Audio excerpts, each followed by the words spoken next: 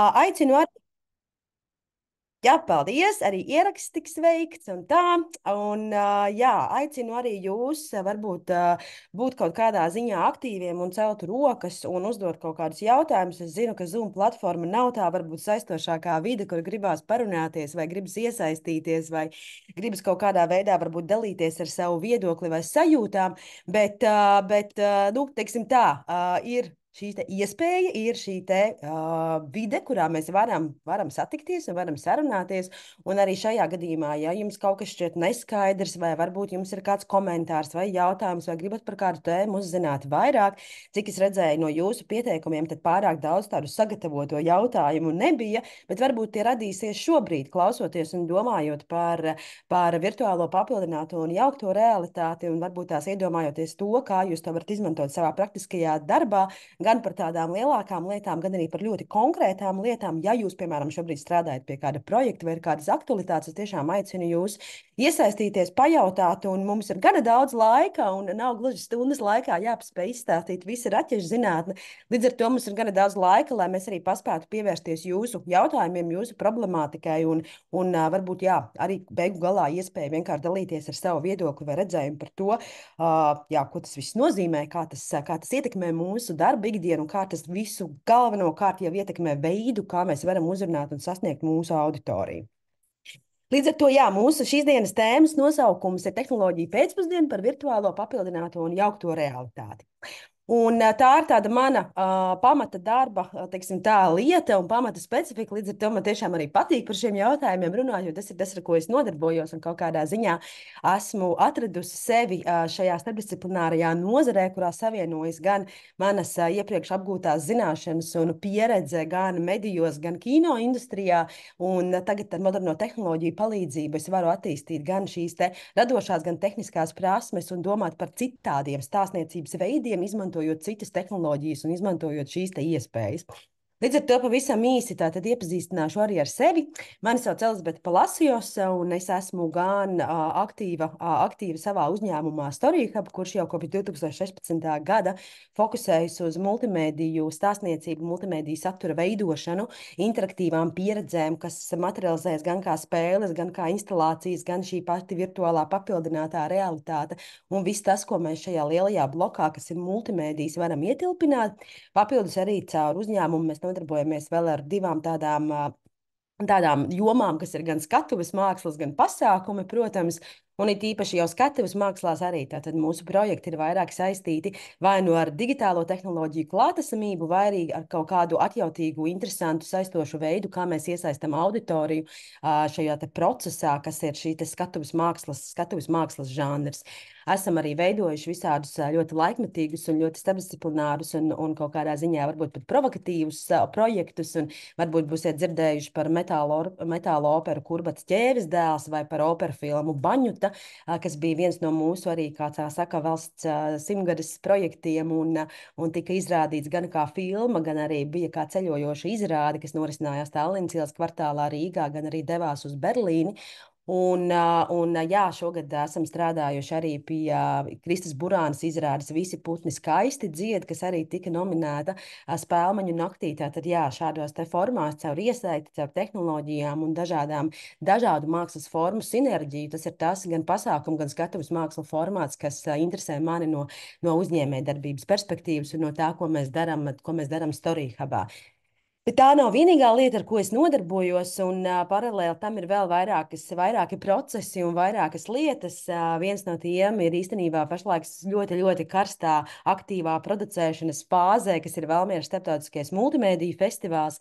Esmu šī festivāla idejas autora un arī dibinātāja, un mēs jau otro gadu veidojam šo te festivālu, un tūlīt jau 26. februārī mēs to sāksim. Līdz ar to darba ir pilnas rokas un satraukums ir liels, bet esam arī parūpējušies par ļoti bagātīgu un plašu programmu, kurā, starp citu, būs ļoti interesanti gan papildinātās realitātes darbi, gan arī izcila virtuālās realitātes programma, ko mēs esam atveduši no Kanādas, tiešām ar ļoti skaistiem un ļoti saistošiem mākslas darbiem, ko varēs pieredzēt virtuālajā telpā. Līdz ar to, ja jums vēl, kā saka, ir iespēja savos plānos ieplānot Valmieras starptautisko multimēdiju festivālu, tad šī neliela pašreklāma periodā no 26. februāra līdz 3. martam Valmierā visu nedēļu norisinās norisināsies vesels klāsts ar norisēm un ar notikumiem, gan unikāliem, gan proti, vienreizējiem, gan tādiem, kas ies lielākā daļa notikumu būs pieejami visu nedēļu.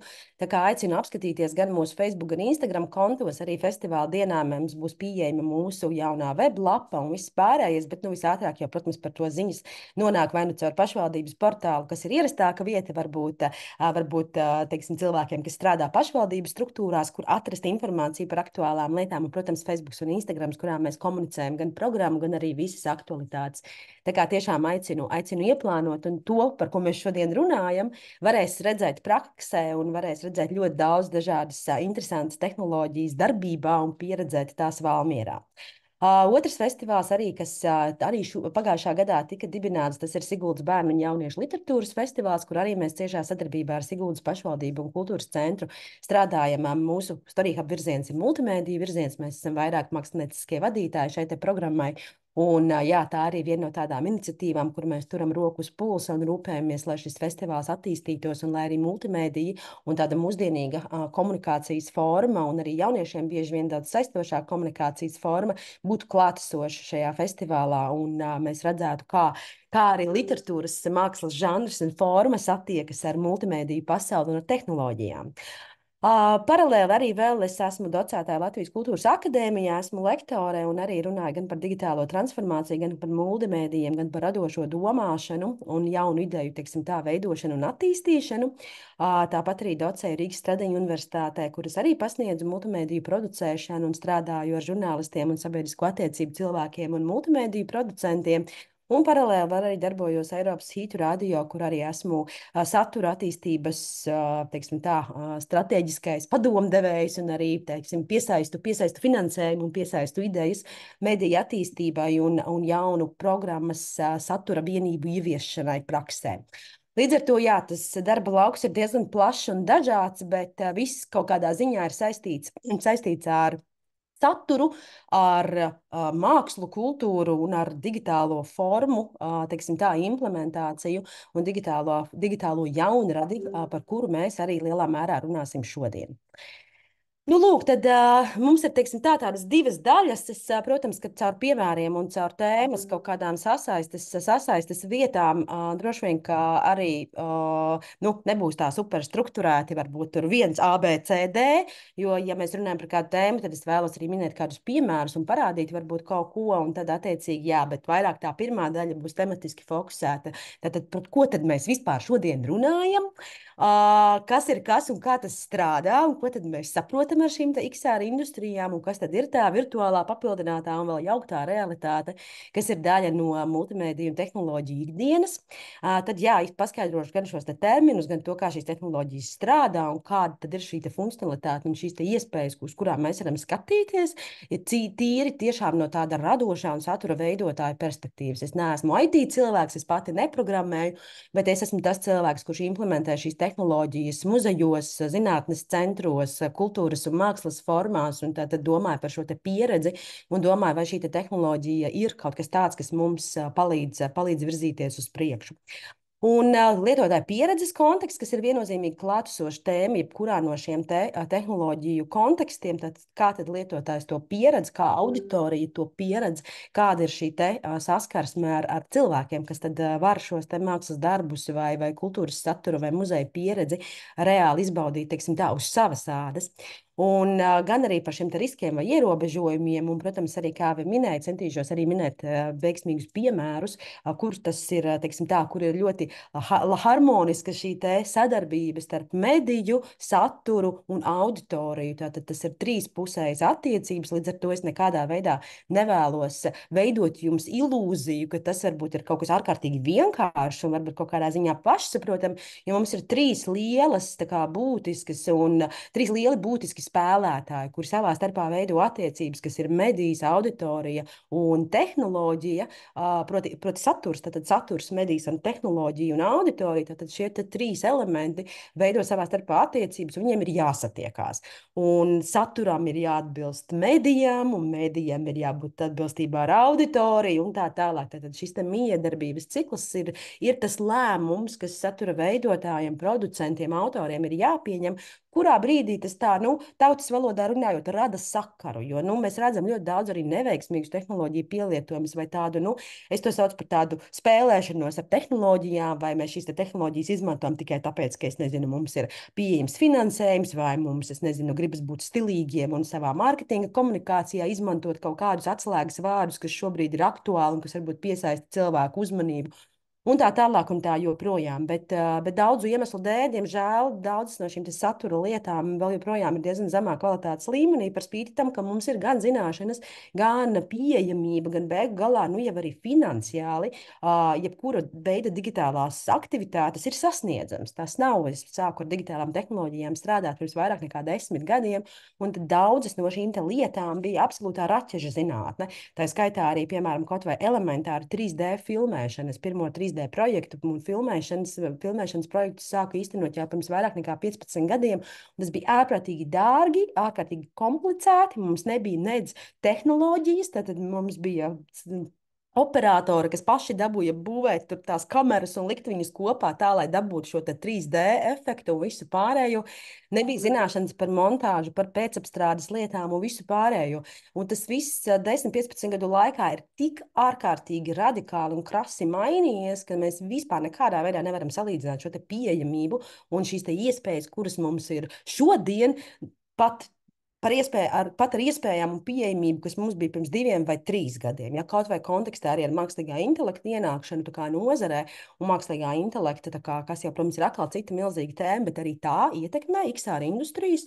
Protams, šie procesi mainās, un tie ir ļoti, ļoti, ļoti strauji. Un nevienmēr droši vien, ka mēs tīri cilvēcisko apsvērumu dēļ netiekam tam līdzi. Un visu laiku šis spiediens apgūt jaunas prasmes, kaut ko mācīties un izglītoties un visu pārējo ļoti dažādās jomās ir pietiekami liels, lai mēs tā kā saka, visam mums laika nepietiktu, ja visam mums spēka nepietiktu, bet tad ir kaut kādi veids jāizdomā droši vien katram pašam priekš sevis, ko tad mēs iemācāmies un daramies praktiski, un kas ir tās lietas, kur mēs jautājam padomu profesionāļiem, kur mēs uzticamies citiem nozares ekspertiem, kas var palīdzēt atrisināt kaut kādas problēmas, pie kurām jūs strādājat. Piemēram, pieņemt lēmumu par to, kāda veida tehnoloģija konkrētajā kontekstā ar jūsu stāstu, ar jūsu auditoriju, ar jūsu vajadzību vai to problēmu, ko jūs risināt, būtu visatbilstošākā. Kas, teiksim, tā organiski iekļaujās šajā te formā, par kuru jūs vēlaties runāt, vai šajā stāstā, kuru jūs vēlaties nodot auditorijai. Līdz ar to tas ir tāds pietiekami komplekss un pietiekami ilgs process, kam ir jāiziet cauri ar ļoti dažādiem jautājumiem, kas ir jāatbild diezgan godīgi gan pašam sev, gan arī citiem. Tātad par to, ko mēs darām, kādu risinājumu mēs ieviešam, beigu galā, kam mēs tērējam naudu, ņemot vērā arī to, ka jebkas, kas ir digitālā vidē, prasa kaut kādu uzturēšanas lietu. Ja mums dažkārt liekas tā iluzori, ka mēs kaut kādā veidā digitalizējamies, mums ir šie digitalizācijas projekti vai šīs iespējas, beidzās projekts, beidzās nauda un viss. Tad ir ļoti daudz neaktīvas, mirstošas mājaslapas, neaktīvas, mirstošas aplikācijas, tehnoloģiju lietā, nezinu, ieejam muzejā un ir tumši melni izdzisuši ekrāni, ja? Vai arī vēl kaut kas. Ja? Tad šis uzturēšanas un aprūpas jautājums, tātad digitāls risinājums ir ilgtspējīgs tikai un vienīgi tad, ja mēs mākam ar viņu rīkoties. Ja mēs zinām, cik mums maksās ikdienā viņu uzturēt, kur mēs glabāsim savus datus, cik mums izmaksā šis mākoņu pakalpojums vai servera pakalpojums vai kaut kāds, teiksim, hostings, ja mājaslapām, ja tā tad šī uzturēšanas izmaksa, ja? Vai mums ir kāds kompetents cilvēks, kurš tātad mācēs, teiksim, šos te visu updateot un atjaunināt, teiksim, to saturu vai kaut ko izdarīt situācijā, ja kaut kas ir uzkāries un nestrādā, ja? Un beigu galā arī tātad komunicēt par to, tad, ja mēs esam ieguldījuši naudu un attīstījuši kādu produktu vai pakalpojumu digitālā kontekstā, tad attiecīgi ir jautājums, kurš tad ir tas cilvēks, kurš par to atgādina sabiedrībai. Jo, nu, viena izsūtīta preses relīze par to, ka muzejs ir, piemēram, uztaisījis lietotni vai kādu jaunu pieredzi, tā ir viena izsūtīta preses relīze, bet cilvēki jau to var pieredzēt daudzus gadus no vietas, un tad līdz ar to tam ir jākļūst par kaut kādu komunikācijas arī un pieejamības komponenti, ka tas ir redzams, dzirdams, un cilvēki vispār zina, ka jūs kaut ko tādu piedāvājat. Tā kā tajā visā digitālajā saturā un šajās digitālajās formās ir šie te celmi un saknes, aiz kurām mēs paklūpam tajā brīdī, kad jā, kaut kas ir izdarīts, bet tad jā, viss tas process, tā kvalitāte un tā pieejamība beig galā tās digitalizācijas dotās priekšrocības nav izmantotas pilnvērtīgi. Un tas ir arī kaut kas tāds, es zinu, ka parasti pēc XR lekcijām cilvēki ir diezgan iedvesmoti un liekas, ka šis ir tas virziens, kurā noteikti vajadzētu strādāt un darboties, jo patiešām tas ir ļoti interesanti un ļoti iedvesmojoši. Tā pašā laikā tur tāds bišķiņ tādu vēsu prātu, ok, ko mēs varam izdarīt, ja? Kas ir kaut kas tāds, ko mūsu auditorija lieto, ja? Kas ir kaut kas tāds, kas tiem cilvēkiem patiesībā noderēs. Tā kā tas ir tās vēl arī lietas, pie kurām mēs šodien pieskarsimies.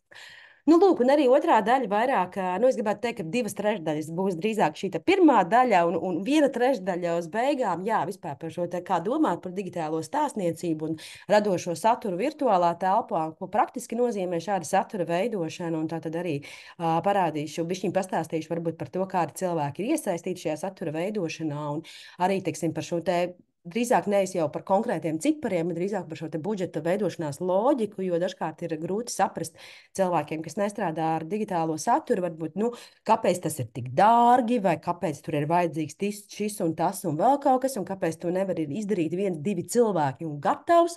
Es ceru, ka es varēšu jums lekcijas noslēgumā arī iedot varbūt kaut kādu tādu skaidrību, un šis arī tas brīdis, kur varbūt jums būtu kādi jautājumi, kurus ar lielāko prieku uzklausītu, jā, par to, kā jūs redzat savu šo te darba vidi, varbūt kādi ir bijuši izaicinājumi vai kaut kādas neskaidrības vai kaut kādi jautājumi, tā kā kas tad nav atbildēti. Gan kontekstā ar, piemēram, šādām te virtuāli, gan ar šādām XR jautājumiem, gan arī vispār plašāk kontekstā ar digitālām formām un ar digitālo saturu, ar spēļu saturu, piemēram, un tam līdzīgi. Nu, lūk, bet tad ķeramies klāt pamatam, jo pirms mēs runājam par šo te praktisko pusi un arī par šo te stāstniecības pusi un kaut kādā ziņā šo te iedvesmojošo pusi, gribētos teikt, ka jā, jāiepazīstas ir ar teoriju, kas ir kas un kā tas strādā. Ko tad tie visi īsās angliskās abbreviatūras nozīmē un kādā veidā mēs viņus varam iztulkot cilvēkiem saprotamā veidā. Nu, lūk, un šeit ir arī tāds zīmējums, viens tāds grafiks, ko es mēdzu izmantot. Būs arī, protams, skaidrojumi visu latviešu valodā iztulkot un viss pārējais vizuālus. Es latviski parasti netulkoju, kā jūs varat iedomāties, latviski nav pārāk daudz materiāla par šiem jautājumiem, tā kā es strādāju ar šīm tēmām tikai angļu valodā un tā kaut kā. Bet jā, mums ir šie trīs lielie bloki, kas ir virtuālā realitāte, papildinātā realitāte un jauktā realitāte. Tas galvenais, tā galvenā loģika un tā galvenā struktūra ir tāda, ka šī virtuālā realitāte nozīmē to, ka mums ir pilnībā digitāls tātad šis te saturs pilnīgi visās dimensijās, uz kurām mēs skatāmies.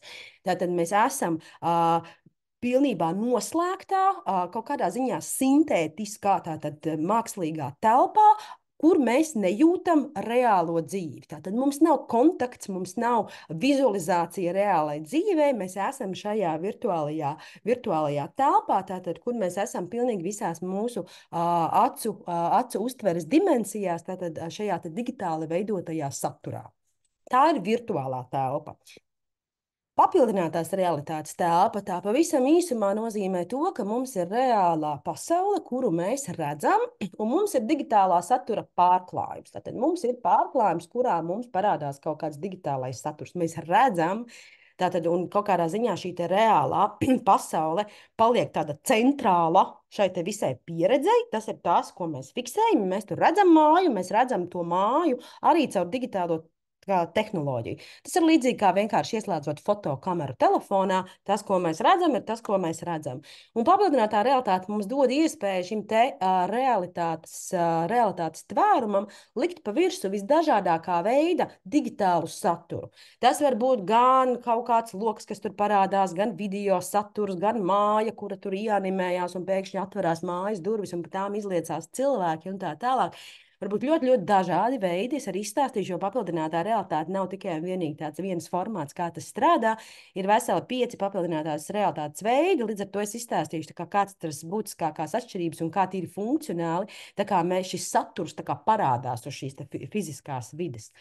Tā kā tas ir tas, ko mēs saucam par papildināto realitāti, kur pamats ir realitātes reprezentācija, tādu, kādu mēs viņu šobrīd vizuāli redzam, ar digitālā satura uzslāņojumu. Tad mēs varam uzlikt pa virsmu saturu un redzēt abus divus vienlaicīgi.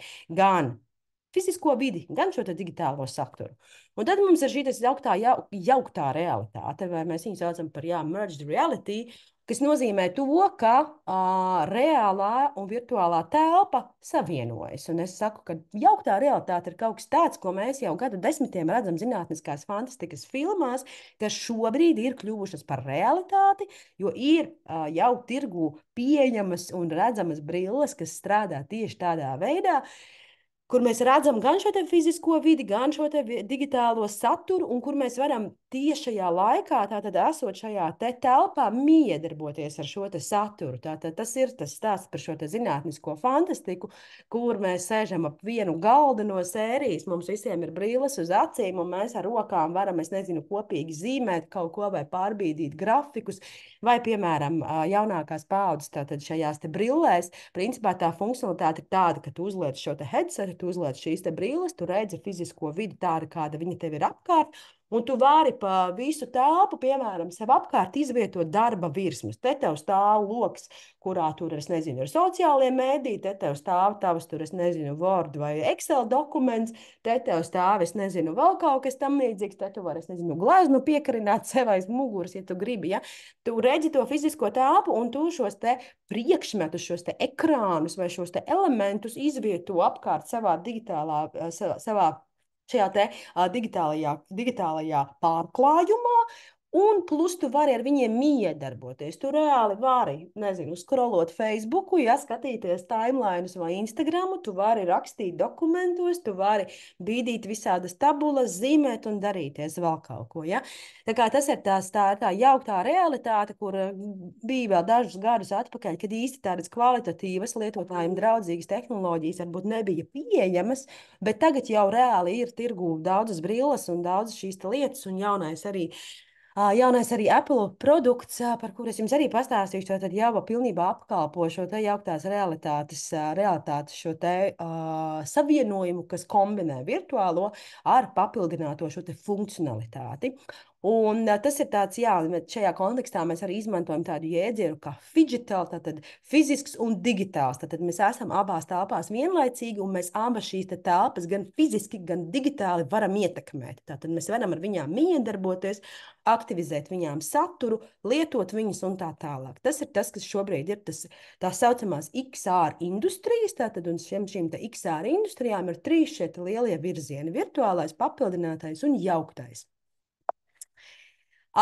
Te ir vēl viens tāds grafiks, ko man arī patīk rādīt, ir tas, ka mums ir tas spektrs šim XR, mums ir tas spektrs starp reālo pasauli un virtuālo pasauli. Un tad tur parādās, šī dinamika starp to, kā mēs varam skatīties uz realitāti caur digitālo tehnoloģiju prizmas, kur mums var būt tāda diminished reality, tātad viens tas gals, ar kur mums ir samazinātā realitāte, tātad mēs tur redzam māju, mēs caur tehnoloģiju to māju varam izņemt laukā. Viņa tur nav. Mēs redzam caur telefona ekrānu vai datorā. Tātad, principā, tātad visticamāk tas būtu telefona ekrāns, tāpēc, ka tas būtu papildinātās realitātes funkcionalitāte, bet mēs izņemam laukā kaut kādu fiziskās vides saturu, vai nu to aizstājot ar digitālu saturu, vai arī, teiksim, ieraugot, piemēram, tur pļavas vidū ir mājiņa, un tātad caur telefonu mēs varam ieraudzīt, ka šīs mājiņas nav. Tad mums ir samazinātā realitāte, kura mums kaut kādus realitātes dotos impulsus, gan vizuālus, gan audiālus, gan vēl kaut kā var izfiltrēt un parādīt mazāk, nekā mēs varam redzēt reālajā pasaulē.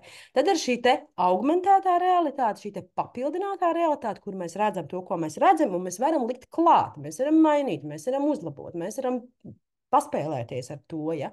Vai, piemēram, mēs varam, nezinu, kādai restaurētāji ēkai ar papildinātās realitātes palīdzību paskatīties, kāda šī ēka izskatījās pirms restaurācijas, konkrēti noskanējot, piemēram, tur kaut kādu arhitektūras elementu, kaut kādu cilni vai, nezinu, veco krāsojumu vai, nezinu, pilīs, tapešu kārtas, ar krāsām un visu pārējo, Mēs varam tātad šo gan samazināt, gan papildināt ar digitālu kaut kādu saturu. Un tad ir šī virtuālā realitāte, kas jau nozīmē to, ka mēs neesam kontaktā metāversu ar fizisko vidi, bet mēs esam virtuālā telpā, kur pilnīgi viss saturs, ko mēs redzam, ir digitāls. Uh, Tad mums ir tātad, šis te kontekstuālais un jauktais, un tās ir divas tādas arī tuvas lietas par jaukto, ja es izstāstīju, ka tas apvieno šo te fizisko un virtuālo tātad elementu, fizisko un digitālo elementu, kur tad mēs varam tiešsaistē tajā brīdī, kad mēs kaut ko darām, miedarboties ar šo te digitālo saturu, saglabājot kontaktu ar fizisko vidi, un kontekstuālā atspoguļošana vai kontekstuālā satura atspoguļošana ir vairāk tāds, nu, pieejas termins un tāda pieejas varbūt tā lieta, nu, kad kaut kāds saturs mums parādās specifiskos kontekstos, ja?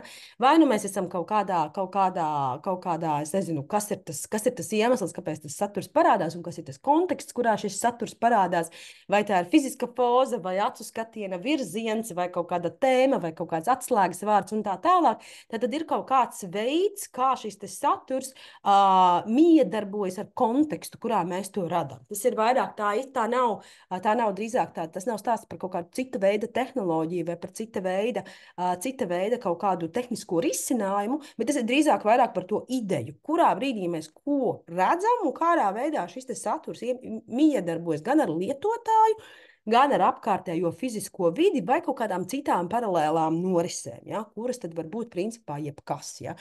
Skaņas, vārdi, attēli, vēl kaut kādas vides, ja, un viss pārējais. Nu, un tad ir tas extended reality, ja, kas ir tas XR, tas viss ir tas papildināto, paplašināto, samazināto un virtuālo telpu kombinācija, ko mēs varam zem tāda liela lietu sarga palikt apakšā un skatīties. Un tās iemesls, kāpēc tas tiek nodalīts, ir ne tikai vienīgi tāpēc, ka tur, kā saka, ir tādas konceptuālas, radošas, un es pat gribētu teikt filozofiskas atšķirības, kā šīs tehnoloģijas strādā. Bet, protams, arī tiek izmantotas citas ierīces, ir nepieciešama cita tipa programmatūra un tā tālāk un tā joprojām. Ja tur vienkārši atšķirās tas veids, kā mēs to saturu radām, un veids, kā mēs šo saturu reprezentējam un kā mēs viņu, kurā tipa tehnoloģijā, kādā veidā šis saturs ir pieejams.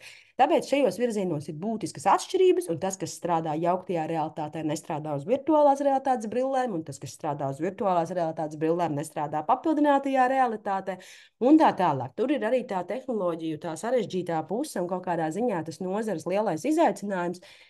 Tāpēc, kā pasaulē ir ļoti daudz ražotāju, ļoti daudz lielie biznesi, kas tātad veido. Nu, tātad līdzīgi kā mēs ieejam televizoru iegādāties kādā veikalā, vienalga, vai tas ir Elkors vai, es nezinu, kāds cits televizoru veikals, nu mums ir nenormāli daudz, tur vienkārši 500 dažādi modeļi televizoru. Televīzija ir daudz senāka ierīce, tāpat kā rādio, kā rezultātā principā uz visiem tiem 200 televizoriem, ko mēs redzam tajā vienā rindā, tur būs kvalitātes atšķirības, tur būs tādas atšķirības, vēl kaut kas, ja, ar interaktīviem ekrāniem, bez interaktīviem ekrāniem un tā tālāk. Tāpat arī rādio. Būs atšķirīgi dizaini, būs atšķirīgs kaut kāds tas pielietojums, varēs varbūt pieslēgt tur telefonam, kurus nevarēs. Apvienot sakot, ir kaut kādas lietas, kas atšķirās, nu, kas maina cenu un kas maina to pielietojumu. Bet tās ir senas tehnoloģijas, mums jau viņas ir ārprātīgi sen. Principā visu šo tehnoloģiju būtība un tā attīstība ir vairāk virzīta uz to, kā tas izskatās, kā mēs to lietojam un cik kvalitatīva ir šī te mūsu pieejamā satura atspoguļošana. Bet principā filmu, ko mēs esam uztaisījuši kā filmu, mēs varēsim visos tajos teļokos noskatīties un to, nezinu, audio gabaliņu vai to raidprogrammu, ko mēs pārraidām, mēs varēsim visos tajos rādio noklausīties. Un te ir tā būtiskā atšķirība, kur šīs te jaunās tehnoloģijas un šo te moderno tehnoloģiju pasaule bremzē īstenībā pati sevi kaut kādā ziņā, jo mums no lietotāju, no satura veidotāju, no jaunradītāju viedokļa tā visa pasaule ir ļoti sarežģīta. Tāpēc, ka tas, kas ies uz vienām brillēm, neies uz citām brillēm. Tas, kas strādās ar vienu lietotni, ja papildinātajā realitātē, tas nestrādās ar citu lietotni un tā tālāk. Līdz ar to te ir tas, ka te ir vēl papildus jādomā par to, kur ir viskvalitatīvākā tehnoloģija, kuru es varu atļauties, vai kur ir lietotājiem draudzīgāka, kur ir ērtāk apkalpot un tā tālāk. kura atbilst manām satura vajadzībām, jo vienās brillēs būs zemāka izšķirtspēja, otrās brillēs būs tur ierobežota kaut kāda interaktivitāte vai kaut kāda sarežģītāka navigācija, teiksim, tajā visā vidē. Ja? Vienot sakot, visas tās saražotās tehnoloģijas nedraudzējas savā starpā. Un tā ir tā lielākā problēma, un tas ir tas lielākais, teiksim tā, čakars tajā visā procesā, kurā vienkārši mums ir jāpieņem lēmums, un ja tu ražo saturu konkrētām brillēm, protams, tu viņu vari ar salīdzinoši minimālām kaut kādām tehniskām izmaiņām, piemēram, eksportēt cita tipa faila formātā, tā lai viņš atbilst citām brillēm. Bet tāds copy-paste variants, ka mēs to pašu failu, ko mēs esam uztaisījuši, varam palaist uz visām tām brillēm, tāds nestrādā. Un tas ir tas sarežģītākais un nērtākais arī, teiksim, mūsu darbā, ka visu laiku tas ok. Izvēlamies šīs brilles, tad tā esam tieši tām brillēm. Diemžēl, piemēram, es nezinu, mēs nu pat nodevām Salaspils botāniskajā dārzā arī virtuālās realitātes pieredzes. Diemžēl tas bija uz citām brillēm. Man mājās ir citas brilles, nevaru noskatīties. Ja? Nav man pieejams šis saturs. Ja? Un tur ir tas nērtums. Līdz ar to tas, ko mēs arī parasti darām, mēs vienmēr uzreiz jau uz konkrētas tehnoloģijas. Ja muzejs zina, ka viņš izmantos konkrētās brilles, viņas jau uzreiz ir pie mums, pie satura veidotājiem. Mēs testējam materiālu uz tām konkrētajām brillēm, tā lai tieši tajā tehnoloģijā, kas tiks izmantota, tas strādātu vislabāk. Tieši tāpat ir ar visām planšetēm vai mobilajiem telefoniem, katram savs ekrāna izmērs.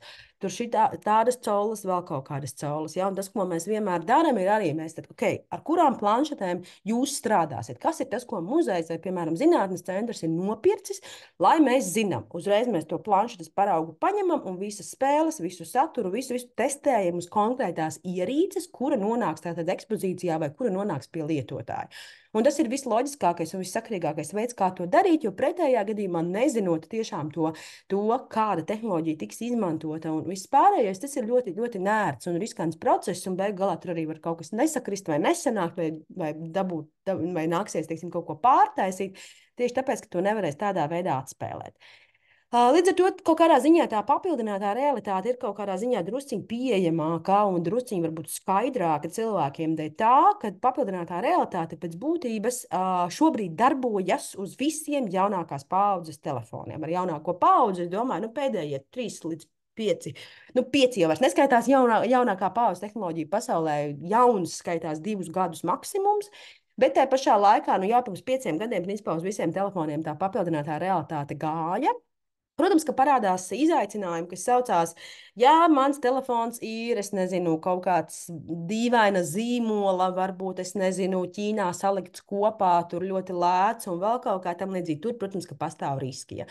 Skaidrs, ka mēs varam paļauties uz tādiem ražotājiem, kā, es nezinu, Samsung vai Apple vai visi šie lielie, kuri patiešām ir šo teiksim tā, tehnoloģiju, inovāciju veidotāji un kuri patiešām arī šajos telefonos ir iebūvējuši visu šo funkcionalitāti, kas ir nepieciešama, lai izmantotu visas digitālās iespējas. Tā pašā laikā kaut vai pakāpi mazākā apjomā, pareizāk sakot, apjoma ziņā noteikti, ka nē, bet varbūt kaut kādā ziņā kvalitātes ziņā pakāpi zemāks līmenis, kas ir, teiksim, Huawei telefoni, ja, kas ir cilvēkiem pieejamāki, jo viņi ir lētāki. Viņiem vispār, piemēram, vēl pirms gada nebija pat atrisināts īsti tas, kāds grafiskais attēls man ir jāveido, lai šis telefons viņu atpazītu. Tā kā nav šo te guideline, nav šīs te vadlīnijas, nav tās digitālie priekšnosacījumi, lai man kā izstrādātājiem, kā veidotājiem būtu pilnīgi skaidrs, kādā veidā šos saturs ir jāveido. Tā kā tur ir šīs te problēmas, bet tāpēc atkal, kā saka, šis te lēmums vienā brīdī nedrīkstētu un tam nevajadzētu būt jūsu lēmumam. Vai nu tajā ir jākonsultējās ar kolēģiem, kuri jau izmanto līdzīgus risinājumus kādos citos kultūras namos vai bibliotēkās vai citās kultūras institūcijās Latvijā, vai tad ir jāprasa padoms nozares speciālistiem, piemēram, kādas brilles labāk izvēlēties, atkal kādus telefonus labāk izvēlēties, teiksim, ja tādu iegāde tiks veikta un viss pārējais.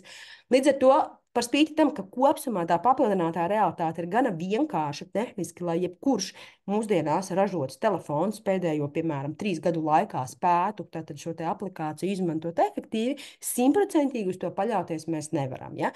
Tāpēc es arī vienmēr visām institūcijām un iestādēm rekomendēju, labi, mēs izveidojam saturu, mēs aicinām cilvēkus, piemēram, lejupielādēt kaut kādu lietotni, 80% apmeklētāji nebūs nekāda problēma. Viņi to izdarīs un paši ar saviem telefoniem varēs iet kaut ko izpētīt un atklāt vai piedalīties kādā aktivitātē.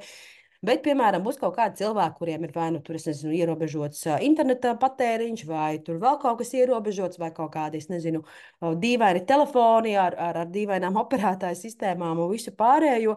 Un tad, nu, mēs varam palīdzēt tam lietotājam, kā saka, šo saturu pieredzēt, ja, un šīs te tehnoloģijas iedot, lai cilvēks izstaigā ekspozīciju, vai cilvēks izstaigā konkrēto izstādi, vai arī mēs esam mākslas objektos arī stāvējuši blakām pie instalācijām ar savām planšetēm, un tie cilvēki, kuriem šis saturs nav pieejams, mēs viņiem šo te tehnoloģiju nodrošinam un palīdzam, kā saka, sasniegt šo te saturu. Tā kā tas arī tāda viena praktiska lieta, ko es uzreiz labprāt arī, kā saka, vismaz jums nokomentēju, un pastāstu par to, jā, kas ir noteikti jāņem vērā. Ja mēs runājam tātad, jā, par šīm XR lietām, tad īstenībā tas pirmais līmenis, jā, un pirmā pieeja tam visam, tas ir 360 video konteksts. Ja. Tas jau principā atbilst šai te virtuālajai telpai, kurā mums ir šīs 360 pieredzes visās dimensijās. Un principā, jā, tad 360 video ir kaut kas, nu jau pavisam vienkāršs un pieejams un nebūtu nedārgāks kā parastie video. Protams, ka tas tiek montēts un apstrādāts specifiskās programmās. Tas nav gluži tāpat kā ielādēt šo saturu, jebkurā montāžas programmā un tad apkalpot. Bet tātad, jā, tas galvenā tā doma ir tāda, jā, kad viss šis te tiek filmēts no apkārtējās vidas perspektīvas, tad nodrošinot skatītājiem iespēju skatīties visos virzienos, tad pagriežot skatu 360 perspektīvā. Un tas it kā, tā būtība tajā visā, ka tu esi tajā ainavas iekšpusē, tad tu esi centrs, ja? Tad lietotājs, kuram ir šī pieredze, tas ir centrs, un tad mēs viņus varam skatīties gan virtuālās realitātes brillēs, kur tas būs tāda organiskāka pieredze, gan, protams, mēs to varam skatīties gan telefonā, gan pilns YouTube ir ar 360 video, ja? Tad tas jau ir kaut kas ļoti vienkāršs un pieejams. Un tas nav gluži tas pats, kas tā virtuālā realitāte, un tā galvenā atšķirība ir tāda, tad, ka 360 video lielākoties piedāvā tādu pasīvu skatīšanās pieredzi. Tas, ko mēs skatāmies, tas ir pasīvs. Bet mēs, protams, ka varam navigēt kaut kādā ziņā no kadra uz kadru vai šajā te telpā, bet nevis tā, kā mēs to varam darīt virtuālajā realitātē, kur mēs varam vizualizēt tādu kā spēli, kur mēs reāli ejam un pārvietojamies un darbojamies, un tas pilnībā notiek caur tādu pašiniciētu darbību.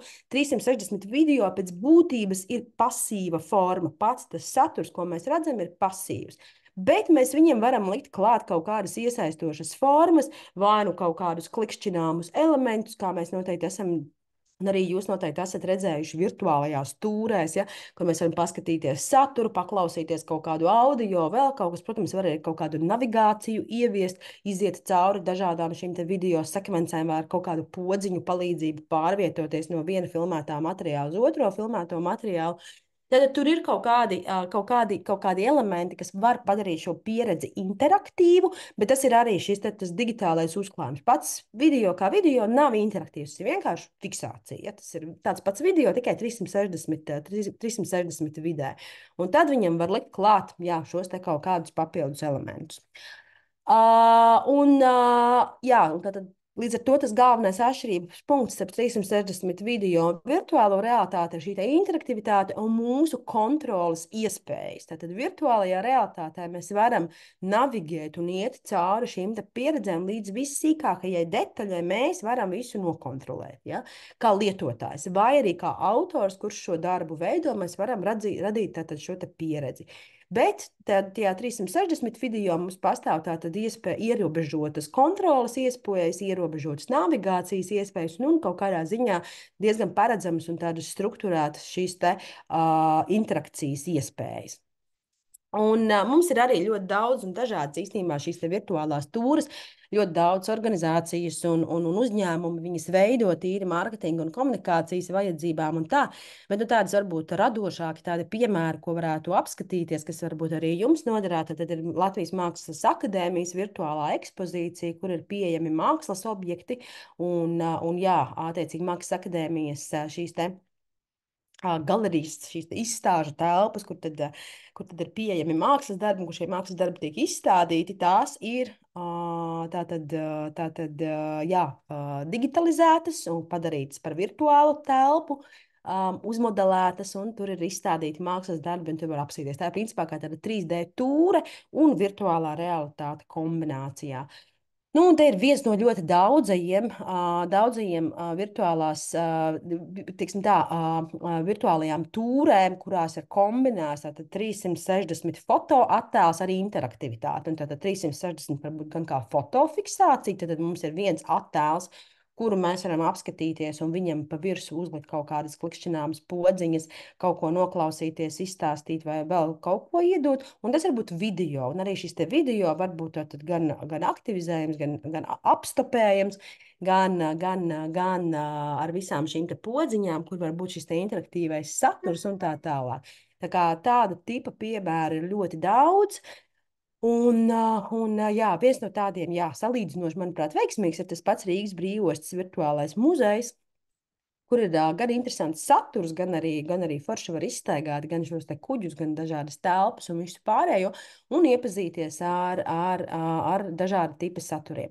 Tas, kas ir, protams, arī jāņem vērā, ka šis saturs, kas nu, tā kā var tikt iekļauts iekšā, tas var būt gan skaņas, gan grafikas, gan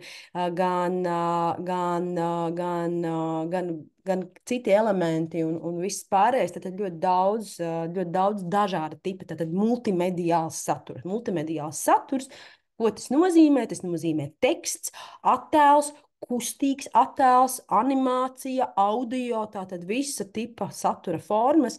Mēs varam šajās te arī virtuālajās tūrēs un arī šajā 360 vidē aktivizēt. Līdzīgi tāpat kā runājot arī tālāk jau par virtuālo papildināto un jaukto realitāti. Tā ir 100% multimediju vide, kurā strādā visas komunikācijas valodas, formas, izteiksmes līdzekļi, mākslinieckie izteiksmes līdzekļi un viss pārējais.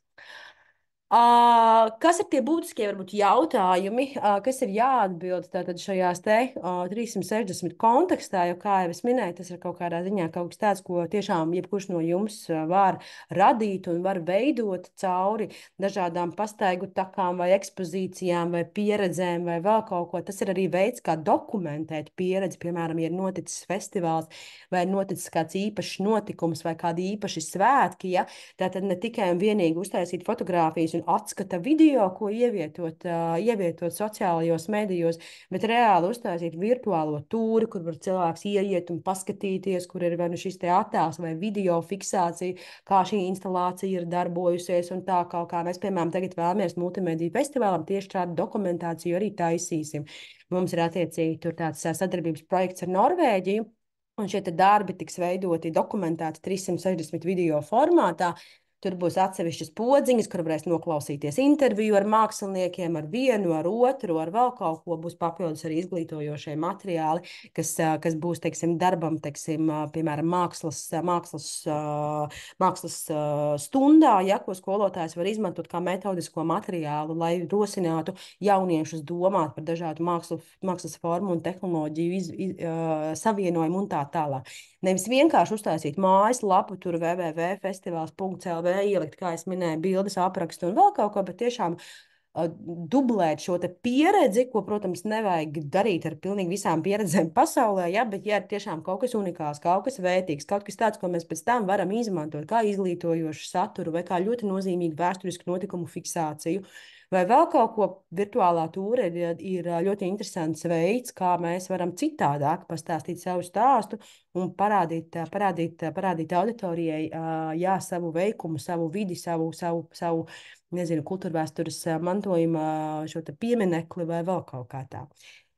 Plus, vēl, protams, arī tad, ja ir kaut kādas vietas, kur cilvēki netiek klāt, kaut kādas ekskluzīvas, interesantas vietas, mēs tagad, piemēram, arī paspējām uztaisīt 360 tādu virtuālo tūri, kas tiks kombinēta ar audio izrādi priekš Rīgas cirka.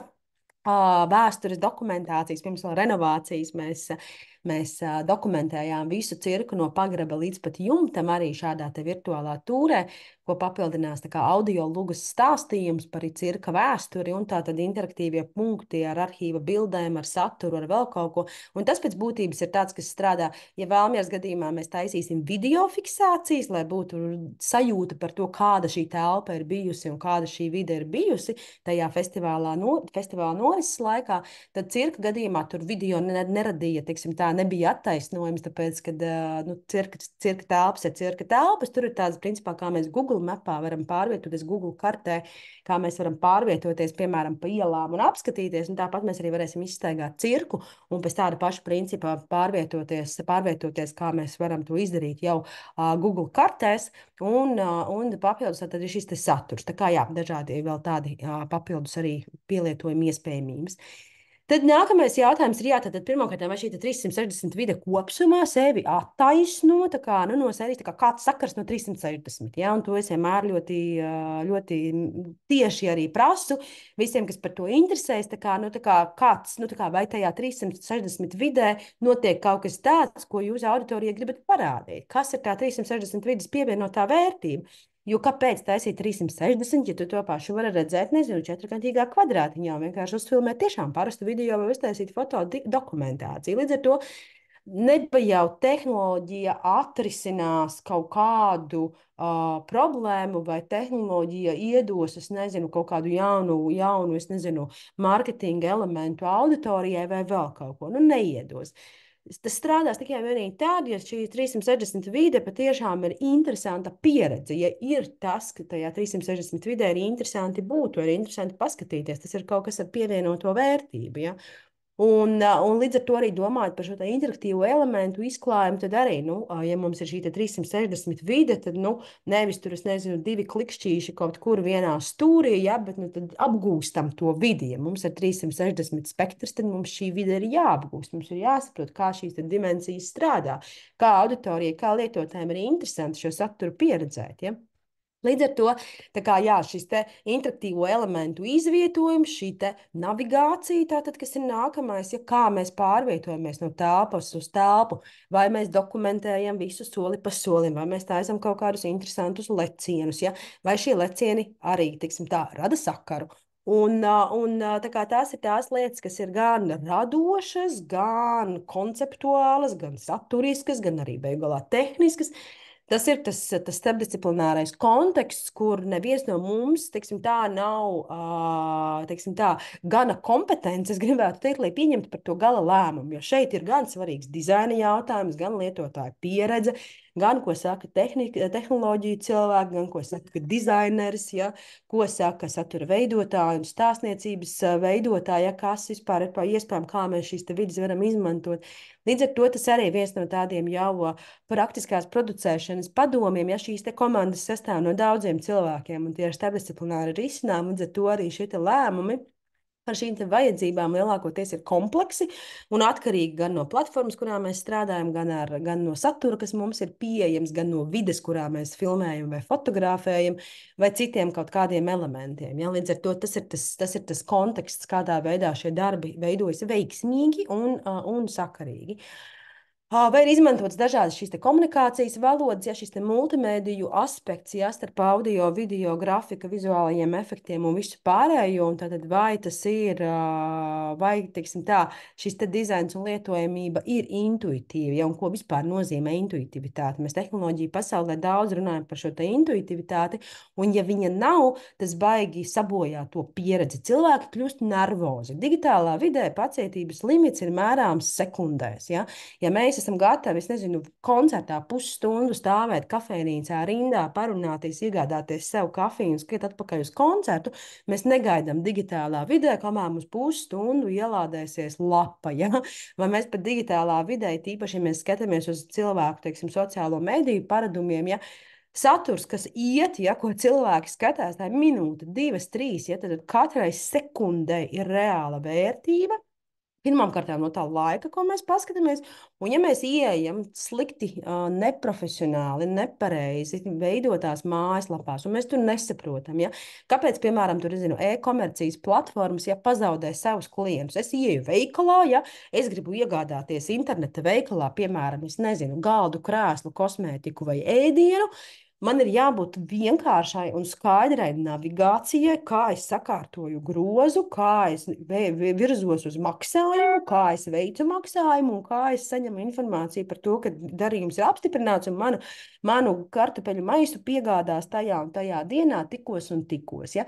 Tas ir tas lietotāja perspektīva un arī šī intuitivitāte. Ja mēs nevaram digitālā vidē visu aprakstīt, visu paskaidrot, visu izstāstīt tādā veidā, instruktāžas nevar būt uz 4 lapspusēm garas, ja un vēl audio pavadošais skaņu celiņš, kā lietot šo virtuālo tūri. Tas tā nestrādā. Kā rezultātā jautājums, kas tad ir šis intuitīvais dizains? Ja? Kā mēs varam radīt vidi, kurā cilvēks norientējas? Tas ir ar grafisko elementu palīdzību. Tas ir ar sapratni par to, vai nav pārāk liels satura pārsātinājums, vai arī gluži otrādi pieredze ir pārāk vienmuļa un uzmanību nepiesaistoša, un cilvēks ātri izklikšķinās cauri un pamet to visu. Ja? Jūs tur esat ieguldījuši darbu tā, ka tur 3 stundas ir ko darīt, cilvēks izlec cauri 5 vietām un aiziet projām. Ja?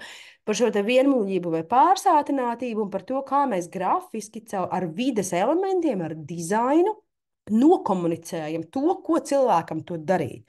Kā tā instruktāža ir pavisam īsa un saprotama, kas ir kaut kādas ikonas, navigācijas simboli, kaut kāda loģika iekšējā. Ja?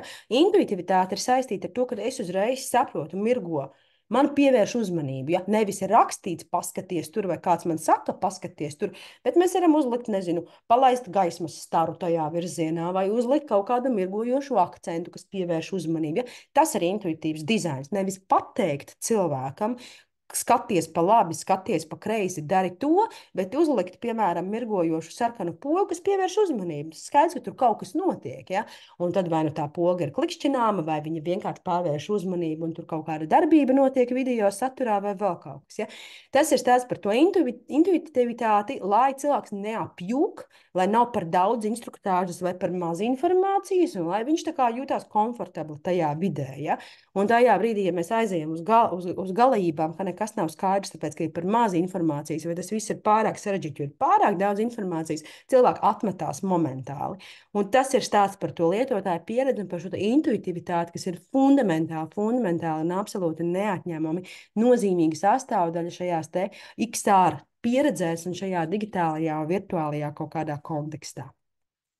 Esmu jau izrunājusi diezgan straujā tempā savu muti. Varbūt jums šobrīd ir kādi jautājumi, vai kāds komentārs, vai kāda pārdoma.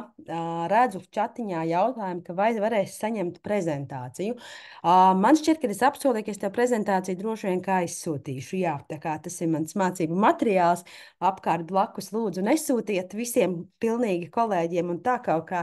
Tas tomēr arī ir autora darbs, bet tai pašā laikā, protams, jā, materiāli jūs saņemsiet arī nākamajos slaidos. Būs diezgan daudz tekstuālās informācijas, ko es visu nelasīšu un varbūt neiezīmēšu, bet tas būs kaut kas tāds, ko jūs varēsiet pēc tam arī paši izlasīt un apskatīties. Tā kā šī tāda informācijas bagāta prezentācija, necentieties šobrīd izlasīt visus vārdus un visu pārējo, lai jums tas nerada papildus stresu un papildus kognitīvo slodzi. Tā kā vai šajā brīdī varbūt jums ir kādi jautājumi vai pārdomas vai komentāri vai tā, pirms mēs turpinam tālāk jau ar nākamajiem terminiem un nākamajām lietām. Klasiska Zoom situācija, roku mežs, nebeidzamas diskusijas un sarunas. Mēs esam 74 cilvēki, ja? Pilnīgs klusums.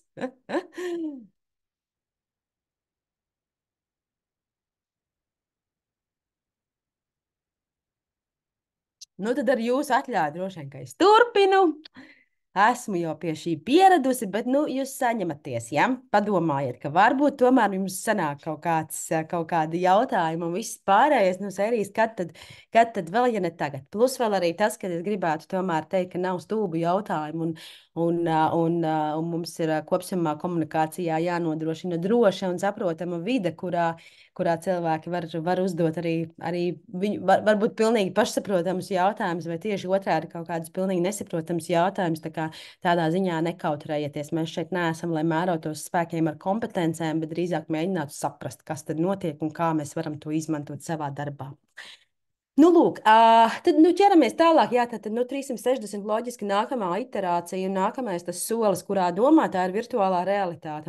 Tā ir tehnoloģija un pieredze, kas ļauj lietotājiem iegrimt datorizētā vai simulētā vidē, kas ir pilnīgi atšķirīga no reālās pasaules. Ja? Kā jau es minēju, tad šis ir tas simtprocentīgais virtuālais konteksts, kurā mēs esam. Visām mūsu maņām pieejams ir tikai un vienīgi šīs virtuālās telpas saturs. Mēs varam ar šo vidi miedarboties, mēs varam viņā pārvietoties, mēs varam izmantot dažādus speciālus sensorus un displejus un citas ierīces. Un šeit arī ir jāatzīst, ka jau šo brīļu iespējas un klāsts ir ārprātīgi lielas. Ir tādas, kas ir jāpieslēdz pie datoriem, ir tādas, kuras var uzlikt galvā un kuras strādā bez nekādiem vadiem un vienkārši mēs viņās esam un viss. Ja?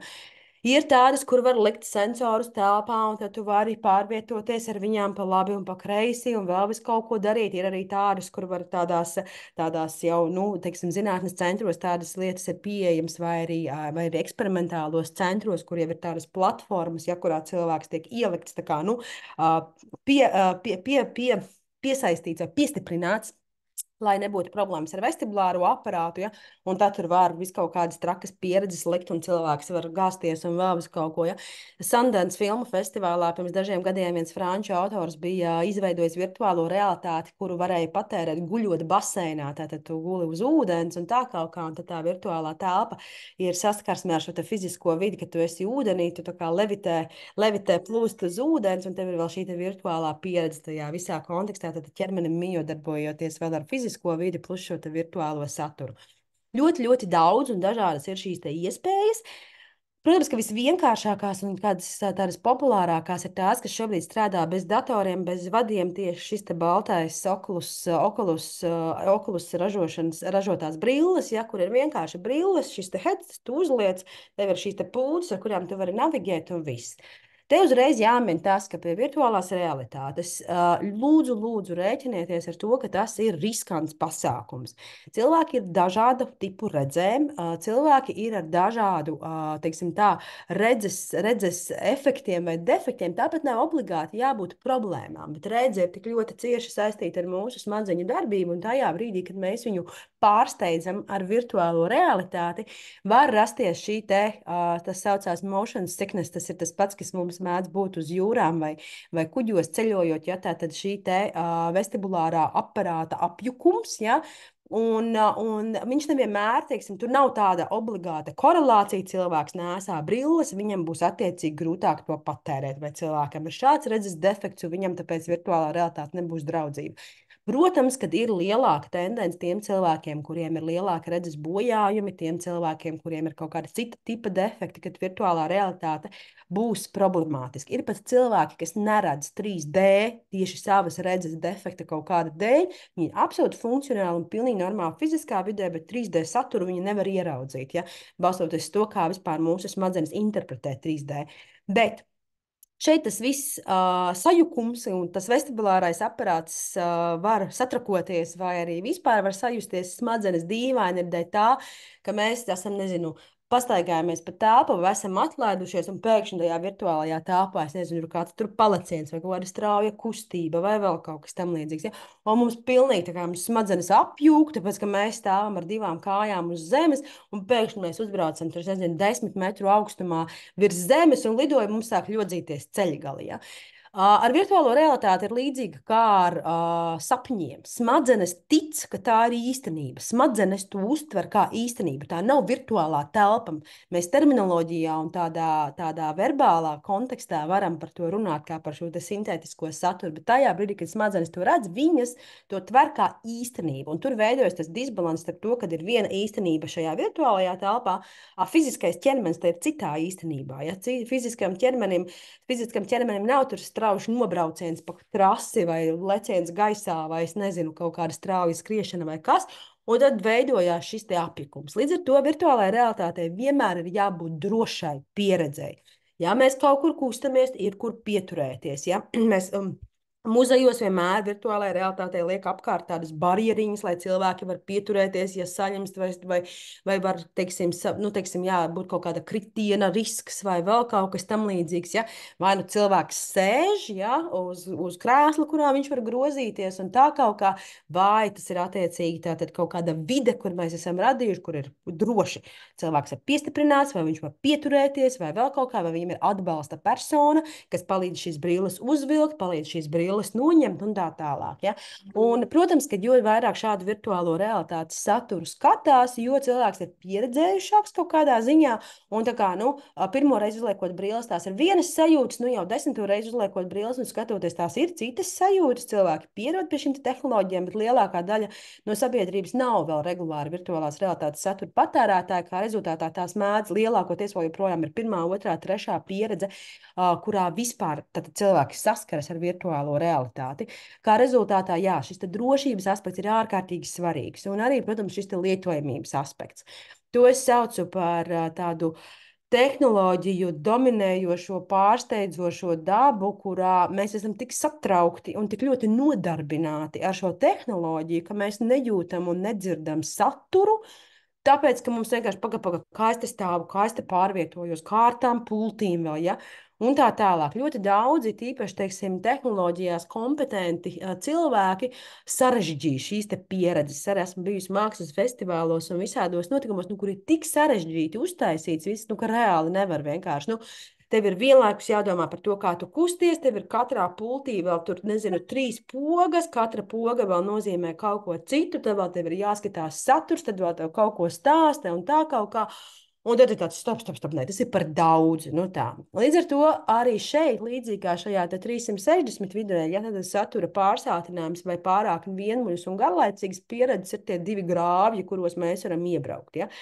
Ja tā ir vienkārši, es nezinu, kā bieži vien tā virtuālā realitāte sākās, un tik parādījās pirmās satura formas, no sērijas kaut kas notiek kādā virtuālā telpā, ja no sērijas aizmugurē nekas vispār nenotiek, priekšā tāpat ir kaut kāds mazs laukums, kur kaut kas notiek.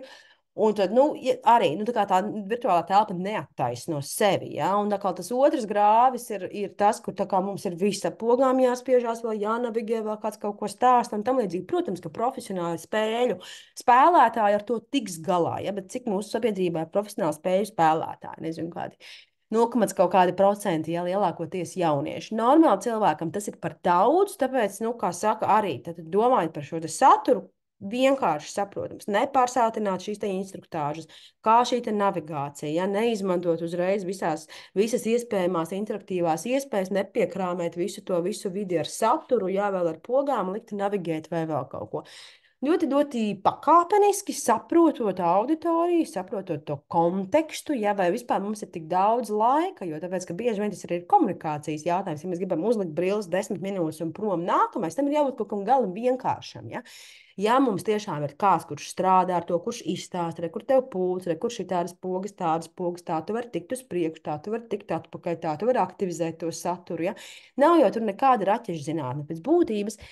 Mums jau tās visas lietas ir zināmas. Mēs tāpat strādājam interneta vidē, mums tāpat sēžam tagad Zoomā, kas sastāv no pogām, mēs aktivizējam saturu, mēs mainām dažādus satura logus, mēs esam interneta vidē un tā tālāk. Mēs jau esam, mēs jau to darām. Vienkārši šī virtuālā telpa dažkārt samulsina no tā, ka tev ir tas fiziskais ķermenis, tad ir tas virtuālais ķermenis, tad vēl kaut kāda jauna sistēma, ja mēs esam ļoti labi iemācījušies klikšķināt datorus un spaidīt telefonus, bet pults ir kaut kas pilnīgi cits, ja? Tā pati poga, ja play, ja aktivizēt satura elementāri. Ja? Bet uz pults, protams, tas ir citādāk. Līdz ar to tur arī vienmēr jāizvērtē ir. Kuras ierīces ar kādu šo te vai vispār tās pultus iesaistīt, vai jo var jau virtuālā realitātē saturu aktivizēt arī ar acīm. Mēs varam skatīties, piemēram, un ar staru aktivizēt, piemēram, pogu. Ja? Tas ir ļoti vienkārši un saprotam, ļoti intuitīvi arī. Ja? Nav papildus jādomā par to, kur likt rokas. Rokas var izmantot, lai pieturētos, ja mēs visu varam darīt ar galvu un visu varam navigēt ar galvu. Līdz ar to, jā, šīs pieredzes ņemot vērā to, ka viņas tik plaši apkalpo dažādas maņas, tātad šo redzi, dzirdi un dažreiz arī taustas sajūtas, tas ir tāda, jā, maņu kombinācija, un tad var būt kaut kādas problēmas, bet, ja izdodas izbalansēt, tad tās pieredzes ir ļoti, ļoti superīgas un ļoti interesantas. Un tā lielākā pievienotā vērtība virtuālajai realitātei droši vien ir tāda, ka tas ir tas personīgais redzējums, un arī to, ko es esmu pamanījusi pēc runājot ar cilvēkiem pēc virtuālās realitātes pieredzēm.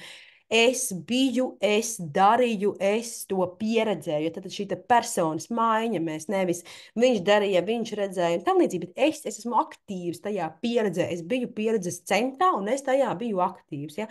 Tāpēc virtuālo realitāti sauc arī par empātijas mašīnu, tāpēc, kad ir šī te point of view, tātad personīgā skatu punkta pieredze, kurā mēs varam tātad caur pirmo personu komunicēt savu atrašanās vietu, savu navigāciju telpā, savas kaut kādas aktivizētās satura vienības un tā tālāk. Ja? Es biju tur, redzēju, kā tur, es nezinu, tur, es nezinu, cilvēki tur sarunājās, vai es tur piedalījos kaut kādā darbībā, ja, vai es pieņēmu lēmumu iet pa to ceļu, ja. Tur ir arī arī šie spēļu elementi, kas ienāk klāt, kur tu esi kā lēmumu pieņēmējs, vari izdarīt izvēles, var ietekmēt saturu un tā tālāk. Virtuālā realitāte arī dalās, kā saka, gan veidos, gan šajās tehnoloģijās. Viena ir tā saucamā neimersīvā virtuālā realitāte. Tad tā ir datorizēta, nereāli neeksistējoša vide. Tad vai nu pilnībā radīta, animēta, zīmēta, konstruēta 3D vide, kurā tātad jūs esat pilnīgi sintētiskā šajā elementā. Tas ir kaut kas tāds, ko mēs visbiežāk redzam spēļu pasaulē un arī mākslas pasaulē. Tad arī šīs pieredzes, kuras mēs varam radīt mākslas formās, tad viņas ir datorizētas, nereālas un neeksistējušas, un tas nozīmē to, ka viņas ir neimersīvas. Tad, ko nozīmē šis vispār jēdziens? Imersīvs, mēs runājam par tām XR tehnoloģijām, kā par imersīvām tehnoloģijām. Kopumā tie visi ir dažādi šie imersivitātes līmeņi, kas ir, imersivitāte ir iekļaušana, ja? Bet viņi tā kā sadalās šajos apakšsegmentos, ka principā tā nereālā vide, tā ir tā neimersīvā vide, ja? Kur tad ir šī vidēji, tātad semi-immersive virtual reality, kas ir tā kā simulācijas, kas ir daļēji ticamas un daļēji nē, un tad ir fully immersive virtual reality, kas ir simulācijas, kas ir pilnībā ticamas, ja? Tātad, kur mēs tā kā, jo tajā brīdī, ja mēs esam tādā 360 vidē, kas ir pilnīgi, nu, iedomāsimies tādu absolūti abstraktu kaut kādu datorspēli ar kaut kādiem neeksistējošām fiziskā vidē neeksistējošām telpām un krāsām, kādām konstrukcijām un vēl kaut ko, ja. Tā ir viena tipa pieredze, un tad ir šī pilnībā imersīvā pieredze, kas ir 100% pilnībā ticama simulācija. Un tā ir tā, kur tas smadzenes ir 100% pārliecināts, ka tā ir īstenība, un ka tas notiek ar jums. Nevis jūs skatāties, bet tas notiek ar jums. Jo tur ir tā būtiskākā atšķirība, kad mēs skatāmies filmu, tas ne ar vienu nenotiek. Mēs skatāmies filmu, mēs saglabājam šo distanci. Virtuālajā realitātē tāpat kā sapņu pasaulē, tad, kad tas notiek, tas ir pa īstam. Un smadzenes domā, ka tas ir pa īstam. Un tas ir tā lielākā tehnoloģijas jauda un tā pievienotā vērtība. Līdz ar to tur parādās arī ļoti daudz kaut kādas gan dažādu nozaru vajadzības, gan kaut kādi riski un viss pārējais. Mēs varam cilvēkus psiholoģiski ietekmēt šajās imersīvajās pieredzēs, ja? Radot gan bailes un šausmas, gan laimi un prieku un visu pārējo. Ja? Šīs simulācijas, kuras mēs varam caur šo kā jau es minēju, tad virtuālo realitātes uz empātijas mašīnu, ja? Tad mēs varam strādāt ar šiem kontekstiem un ar šīm simulācijām, piemēram, tajā brīdī, ja ir virtuālās realitātes pieredzes, nezinu, kara laikā, tur bunkurā, apšaudas laikā, ja? Tad smadzenes var noticēt, ka jūs esat tajā bunkurā un pieredzat šo apšaudu un visu pārējo. Un šādas simulācijas kontekstā ar vēsturi un ar karu ir veidotas. Ja? Un tas, protams, ir viens, kad mēs muzejā varbūt varam kaut kādā šādā vidē iejusties, kā tas ir būt karā vai kā tas ir būt kaut kādā konkrētā situācijā. Bet ir arī daudzas citas psiholoģiskie konteksti, piemēram, kā jūtas vai kā pasauli redz cilvēks ar autiskā spektra traucējumiem. Ja? Kā pasauli redz cilvēks ratiņkrēslā, ja? Tātad pamainot šo vispār redzes leņķi un šo navigācijas sistēmu, kurā mēs darbojamies. Kā mēs varam radīt bailes vai šausmas vai vēl kaut ko ar šiem visiem psiholoģiskiem efektiem. Mēs varam ļoti, ļoti spēcīgi spēlēties virtuālajā realitātē. Līdz ar to virtuālā realitāte ir arī paceļ daudz nopietnus jautājumus par šo ētiku un atbildību. Ne tikai šajā primitīvajā līmenī, kas saucās nodrošināt drošu pieredzi fiziski, ja, lai cilvēki nenokrīt, nesasitās un vēl kaut kā tā, ja. Bet arī kaut kādā ziņā domāt līdzi, jā, lai tur šī te pārsteiguma momenti vai šoka momenti vai kaut kādas negatīvās emocijas nav pārāk psiholoģiski traumatiskas, ja, un viss pārējais. Un tad, teiksim, virtuālo realitāti arī izmanto gan medicīnā, gan militārajās nozarēs un visur citur, kur tieši iet uz šiem ekstrēmiem, ja, kur rada cilvēkiem kontekstu, kā viņi rīkojās situācijā, ja krīt lidmašīna, vai ka viņi slīkst, vai ir kaut kādas ekstrēmas katastrofas, es nezinu, daudz asiņu visapkārt, jā, un ir jāglāb cilvēkam dzīvība un viss pārējais, ja. Tad šīs te ārkārtīgi augsta stresa situācijas, kurās ir nepieciešama cilvēka reakcija, tad viņas var radīt ticamas, viņas var stimulēt ar virtuālās realitātes palīdzību. Tad to virtuālā realitāte daudz vairāk kā kultūrā un mākslā īstenībā ir pieejama citās industrijās, īpaši arī, diemžēl, pēdējā laikā arī kontekstā ar militārās nozares attīstību un ar tām simulācijām, kas tur ir nepieciešamas. Bet tikpat arī strauji iet līdzi arī medicīna un visi citi pārējie konteksti. Ja? Piemēram, cilvēkiem, kuriem ir jādodas kaut kādos ekstrēmos darba apstākļos, ja viņiem ir simulācijas, kuros tu vari doties, nezinu, tur 30 metru augstā tornī, tur kaut kādās iekarēs, tur, es nezinu, montēt vai lodēt kaut kādas tur mikroshēmas vai vēl kaut ko tādu darīt. Ja? Tu vismaz cilvēku psiholoģiski vari trenēt uz to sajūtu, kā tas ir būt tādā augstumā un tā tālāk un tā joprojām. Ja? Protams, ka ne simtprocentīgi atbilstoši reālai dzīvei, tā pašā laikā tad arī vismaz tādā virzienā. Un tātad, kas attiecās tātad uz tehnoloģijām, tad ir gan šajos datoros balstītās, tātad, kuras ir headsets, tātad šis te brilles, kas ir jāpieslēdz datoriem. Tad ir šīs standalone brilles, kas ir brīvstāvošas, kas nav nekur jāpieslēdz, kuras mēs vienkārši varam uzlikt un pieredzēt visu.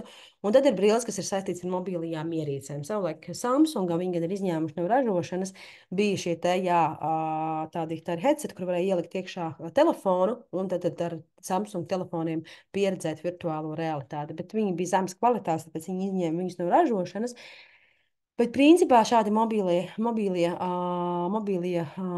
headseti, tad ir mobilās šīs te kaskas, jā. Šīs te brilles ir pieejamas tādas arī, kur var vienkārši ievietot horizontālu telefonu, un tad ar to, bet tās tur ir papildus vēl tehnoloģijas, kas palīdz redzēt šo te virtuālo saturu. Tas, jā, par virtuālo pieredzi. Tad daži kopsumā piemēri, daudz mums laika tam nav, bet jā, piemēram, Lipkas bunkurā, kas ir virtuālās realitātes pieredze Lipkas bunkurā, kas ir Žaņa Lipkas memoriālā, ko ir iespējams noskatīties. YouTube ir ievietots trailers, bet pašā muzejā uz vietas ir šī virtuālās realitātes pieredze, kas ir interesanta un forša. Mēs viņu Rīgas starptautiskā filmu festivāla laikā vienā hakatonā uztaisījām, un pēc tam arī muzejs kopā ar komandu realizēja šo projektu. Un viens no absolūti izciliem tādiem XR industriju piemēriem Latvijā ir Anatomija Next uzņēmums, kurš veido digitālus izglītības risinājumus tā kā medicīnas skolām un palīdz tātad studentiem apgūt anatomiju ērti, mūsdienīgi un lietotājiem draudzīgi. Tātad tur ir stāsts, jā, par visiem šiem 3D modeļiem, par dažādu veidu simulācijām, par iespējām operēt un preparēt un skatīties visu kaut ko. Viņi strādā gan ar virtuālo realitāti, gan ar papildināto realitāti un droši vien, nu, jau arī ar jaukto realitāti. Jo tāpēc, ka jā, brilles jau ir pieejamas un viņiem ir ļoti, ļoti veiksmīgi izdevies radīt tiešām ļoti veiksmīgu un jēgpilnu gan biznesu, gan šo te saturu, gan visu pārējo arī var paskatīties un nav obligāti jāsako līdzi medicīnas piemēriem, bet labi piemēri iedvesmo citas nozares. Un kontekstā, es nezinu, ar to pašu vēsturi vai kultūra vēstures mantojumu, vai, es nezinu, reģionālo turismu vai vēl vis kaut ko, ja tas ir kaut kas tāds, ko arī var paskatīties, no viņiem tiešām var iedvesmoties, cik viņi ir daudz dažādas radošas risinājumus atraduši, kas tiešām palīdz cilvēkiem apgūt visādas prasmes un visu pārējo, un beigu galā arī, teiksim, nu, kā es esmu bijusi daudzos kultūras notikumos, kas satraucas, ja, par kultūras, teiksim, tā amatnieku prasmju izzušanu, ja, un par šāda tipa lietām, ja, tad arī jautājums, vai mums ir, teiksim, tur vienkārši uzfilmēts video, vai mums ir point of view, tad manas pirmās personas video 360 vidē, kur es redzu, kā es darbojos, es varu interaktot ar to un reāli, teiksim, ja, apgūt arī kaut kādas prasmes, simulētas, bet jebkurā gadījumā, ja, vai kā minimums to padarīt par ļoti interesantu un saistošu pieredzi, ja. Nu, un tad tas, kas viss ir saistīts ar Anatomiju Next, ja viņi to ir izdarījuši tā kā medicīnas risinājumiem un tā, anatomijai tieši, ja, bet tās idejas, man liekas, un tie koncepti ir ļoti draudzīgi tiešām ļoti dažādām vajadzībām. Un tur ir gan grāmatas māksliniekiem, gan anatomijas pamācības platformā medicīnas studentiem, kas ir viņu lietotne, ja, ko var iegādāties. Iegādāties lietotņu veikalos, gan YouTube ir vis kaut kādi video un interesantas lietas, ko var paskatīties, kā tas viss strādā, un arī tieši saist anatomijas enciklopēdiju un tā tālāk. Daudz satura un ļoti, ļoti, ļoti augstā līmenī un ļoti profesionāli izmantots tiešām šīs te visas XR industriju iespējas, jo viņi strādā gan ar virtuālo, gan ar papildināto, gan arī jaukto realitāti.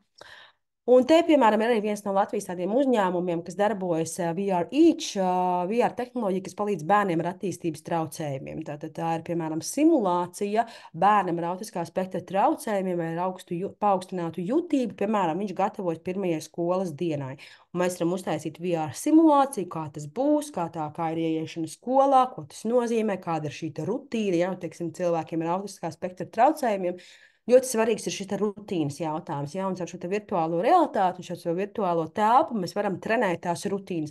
Kad bērns jau zina, viņš jau automātiski tajā virtuālā realitātē zina, ka viņam ir jāaiziet nolikt apģērbs, viņam ir jānomaina apava, viņam ir jāpaņem skolas somu, viņam ir jāuzved uz otro stāvu, piemēram, jāatrod klases stāvu. Viņš jau iemācās tās sekvences, ja?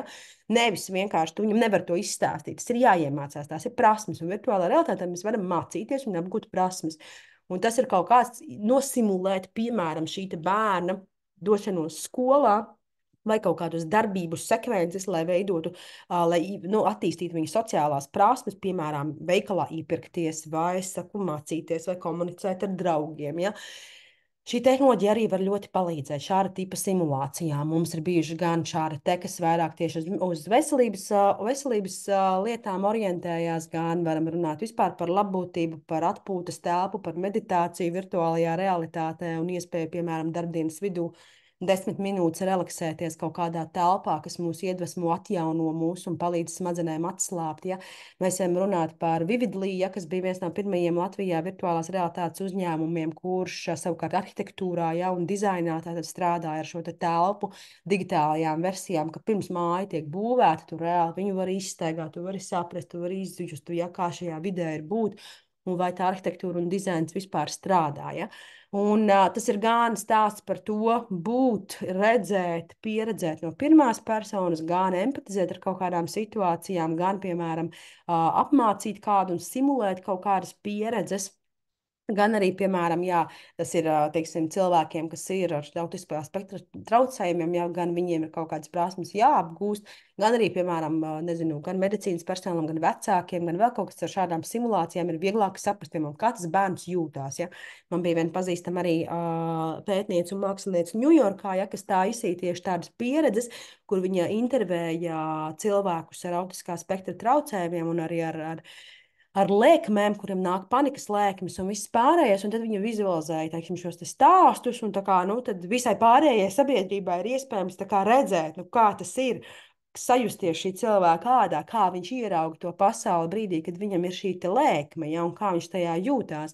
Kā reiz nu pat arī bija lielā mākslas festivālā Austrijā, un tur tieši tajā sociālās mākslas blokā bija tieši arī viena pieredze par paranojas, neatceros tagad panikas vai paranojas situāciju. Ja? Kā no normālas vidas, kurā cilvēks strādā, kas ir tas trigeris, ja? Kas ir tas stimuls, kas cilvēkam, teiksim, aktivizē lēkmi un kas tajā brīdī notiek viņa smadzenēs, kā viņš redz pasauli, kādas ir tās sajūtas, vai kādas, ka pazūd, nu, kad nedzird, ko saka citi cilvēki. Ja? Un kas ir tas, nu jā, lai mēs spētu, teiksim, arī, teiksim, reaģēt uz cilvēkiem un palīdzēt viņiem arī situācijā, piemēram, tām pašām epilepsijas lēkmēm vai vēl kaut ko tādu. Ja? Tā kā gan caur tādu reālu praktisku pielietojumu un tiešām mācībām, simulācijām un vēl kaut ko, gan arī caur tādu kultūras perspektīvu, vienkārši radīt šīs emocijas, radīt šo pieredzes telpu, ja arī mākslas valodā komunicēt kaut kādas lietas. Tas ir ļoti interesanti. Un Valmieras festivālā, piemēram, mums būs viens no darbiem, kas tā kā vizualizē virtuālajā realitātē vienu no kvantu kvantu fizikas teorijas apgalvojumiem. Ja? Kvantu fizika ir kosmos. Ja? Kvantu fiziku saprot reti kurais, ja? Un tad, kad mēs sākam par to lasīt, tad mēs, jo mēs vairāk lasām, jo mēs mazāk saprotam. Ja? Līdz ar to, kā cilvēks bez augstākās izglītības, ja, fizikā ir spējīgs pietuvoties izpratnē par kvantu fiziku, piemēram, ja, un māksla ir tas veids un tā iespēja to darīt. Un tajā brīdī, ja mēs ļoti sarežģītu kvantu fizikā apskatītu teoriju varam padarīt par vizuālu un audiālu pieredzi, ja? Kāda ir pasaule, kurā neeksistē punkts, ja kvantu fizikai viens no piedāvājumiem mūsu pasaules redzējumam ir pasaule, kurā punkts neeksistē. Ja? Mēs tikai interpretējam punktu jēdzienu caur savām ļoti ierobežotajām uztveres spējām. Ja? Un, piemēram, arī šajā pieredzē mēs varam redzēt, kā tad izskatās tā kvantu fizikas modelētā pasaule, balstoties uz ļoti precīziem matemātiskiem aprēķiniem, uz tiem visiem veidiem, ja? Kā līnijas kustās, kā veidojas matērija, ja, kā veidojas tas, ko mēs uztveram, kā gaismu mēs uztveram un visu pārējo. Ja. Tas ir 4 garš darbs, ja, ciešā sakabē ar fiziķiem un zinātniekiem, ar mērķi 10 minūtes ļaut mums atlaisties krēslā un vienkārši ieraudzīt neaptveramo, ja, vai sasniegt nesasniedzamo. Un tas gan, manuprāt, ir gan ārprātīgi iedvesmojoši, gan nenormāli interesanti, gan arī kopsumā patiešām paplašina mūsu kaut kādas uztveres un redzes mūsu uztvers, jā, mūsu pasaules redzējumu kaut kādas dimensijas un perspektīvas, kur tehnoloģijas mums viennozīmīgi to var palīdzēt izdarīt. Nu, lūk. Jā, turpinājumā tātad mums ir par papildināto realitāti. Varbūt par virtuālo realitāti vēl kāds jautājums vai kāds komentārs vai čatā. Es skatos, ka nekā nav klusums, bet varbūt kuram no jums ir bijusi kāda virtuālās realitātes pieredze vai kaut kādas, jā, varbūt var pacelt roku, kas vispār ir pieredzējuši virtuālo realitāti. Jā, un kāds ir jūsu viedoklis par to, ko jūs tur esat redzējuši? Vai tas ir bijis forši, vai tas ir sabojājis jūsu pieredzi tā, ka jūs pēc tam nekad dzīvē vairs negribat šīs brilles pat pamēģināt uzvilkt? Labdien! Tā, sākumā es pateikšu, ka ļoti priecājos jūs redzēt un dzirdēt. Jūtos kā Sveiki, Ilze! koledžas laikā, bet es gribēju pateikt par savu pieredzi. Nu, man ir ļoti vienkārši, tā kā man ir jaunieši mājās, tad man sen ir virtuālās realitātes brilles iegādātas, bet tas ir tā kā tur, kur ieliek telefonu, un es esmu skatījusies gan šausmu filmas, gan ceļojusi kaut kur tuksnesī, iegrimusi okeāna dzīlēs. Tas ir diezgan interesanti un aizraujoši, jā. Tā kā, ja ar tik vienkāršu variantu var justies tik labi, tad es varu iedomāties, kā ir tad, kad viss ir profesionāli uztaisīts un padomāts par visu ir. Super. Nu, reka bērni nes tās tehnoloģijas mājās un palīdz iepazīt. Tas, starp citu, arī kaut kas tāds, ko esmu pamanījusi, strādājot ar šīm lietām, ka bieži vien ir tā, ka tie jaunieši un tie dažkārt pat ļoti mazi bērni pamāca vecākus, kādā veidā. Kādā veidā jā, šis te viss darbojas un kā to izmantot un tā kaut kā. Tā, kas mums te komentāros vēl sabira, tad skatoties uz jauno tendenci, izmantot jaunās brilles no Apple, ko lieto ikdienā ar vien vairāk cilvēku, tad slodzi ietekmē uz redzi un acu veselību, cik īstenībā dienā var lietot šīs te ierīces. Ierīces lietošanas, pat tās Apple brilles ir tas saucamais merged reality, jauktās realitātes virziens, es arī pēc brītiņa viņam pievērsīšos. Un, jā, tās kļūst par ikdienas sastāvdaļu. Tas, kas ir tāds kaut kāda, nu, absolūti nezinātniska, primitīva matemātika, ko kādreiz teica no sērijas, cik gadu, tik minūtes var atrasties virtuālajā realitātē, kas, protams, apstiprinās līdz kaut kādam pusauģa vecumam, ja, kad ļoti aktīvi attīstās redzes centri un viss pārējais, kamēr jaunietis aug, kamēr bērns aug, piemēram, 15 gadus vecam jaunietim, nevajadzētu virtuālajā telpā uzturēties, teiksim, intensīvi saturu no vietas, patērēt ilgāk par 15 minūtēm. Ja? Un tas nenozīmē, ka tas ir vienas dienas ietveros, nu, tur var taisīt, piemēram, pauzes un viss pārējais, bet tas ir tieši par to, ka vienā tajā satura vienībā, tajā patēriņa laikā nevajadzētu pārsniegt šīs minūtes atbilstoši vecumam, brīdī, kad ir augošs organisms. Ja? Nu, protams, ka tas kaut kādā brīdī vairs nav aktuāli, jo vienā brīdī mēs beidzam augt, ja? Un tad nav tā, ka 80-gadīgs cilvēks var sēdēt virtuālajā realitātē 80 minūtes, ja? Un 20-gadīgs 20 minūtes. Tā ir tāda nezinātniska, vienkārši tāda kaut kas starp joku un patiesību, bet jā, tāda metodoloģija jauniešu vidū, tātad vecāku vidū, kuriem ir jaunieši mājās un kuriem ir šīs virtuālās realitātes brilles, tad jā, tas viena sesija nevajadzētu pārsniegt šo te vecumu. Tā realitāte ir tā, ka tas tiešām ir baigi atkarīgs no mūsu tām redzes lietām. Nu, man, piemēram, arī acis nogurst. Es nejūtos komfortabli tajā vidē ilgāk par 15 minūtēm, un tad, kad es esmu viņā bijusi 15 minūtes aptuveni, tad es labprāt uzstāju pauzi. Man vajag, nu, kā saka, svaigu gaisu, man vajag acīm atiet, un visu pārējo es arī ļoti daudz strādāju ar datoru un visu pārējo. Man ir daži maziņi redzes defektiņi, ja kas nav saistīti ar redzamību tur tuvāk tālāk, bet cita tipa, un es jūtu to slodziem. Ir cilvēki, kas vispār to slodzi nejūt. Ja ir cilvēki, kas šo slodzi jūt pēc pirmās minūtes, tāpēc es saku, nav tāda korelācija, laba redze, labi redzēšu, slikta redze, slikti redzēšu, ja redzēšu tālumā, labāk redzēšu virtuālā telpā, redzēšu tūmā, būs šāda. Nē, tas tā īsti nestrādā. Tur ir baigi daudz tie aspekti. Acis ir viens no, protams, kritērijiem, bet vispār cik šie impulsi noslogo smadzenes, kā tās smadzenes tajā brīdī runā, ir cilvēki, kuriem vispār nav šī vestibulārā aparāta problēma, kas absolūti komfortabli jūtās, lidojot, lecot, vienkārši paceļoties debesīs un visādi citādi. Ja ir cilvēki, kuriem pat no pasīva satura vienkārši esot tajā virtuālajā realitātē jau sāk kājas ļodzīties un ceļi paliek mīksti. Ja? Tāpēc skaidrs, ka tam nevajadzētu būt pārāk lielam. Nu, tas, kas ir tā jauktā realitāte, kas ir tieši tas modelis, ko jūs minat, kas ir šis Apple jaunais ražojums, ja? Tur ir atkal tas, ka tu redzi tā, principā, nu, kā tu redzi fizisko vīdi, tas ir kā saules brilles, un šajās saules brillēs parādās saturs, un tu ar šo saturu vari tā kā miedarboties. Nu, es ļoti atvainojos, mēs sēžam pie datora cik stundas dienā? 2, 3, nu, es, piemēram, sēžu 8, 10 stundas dienā dažkārt pie datora. Ja?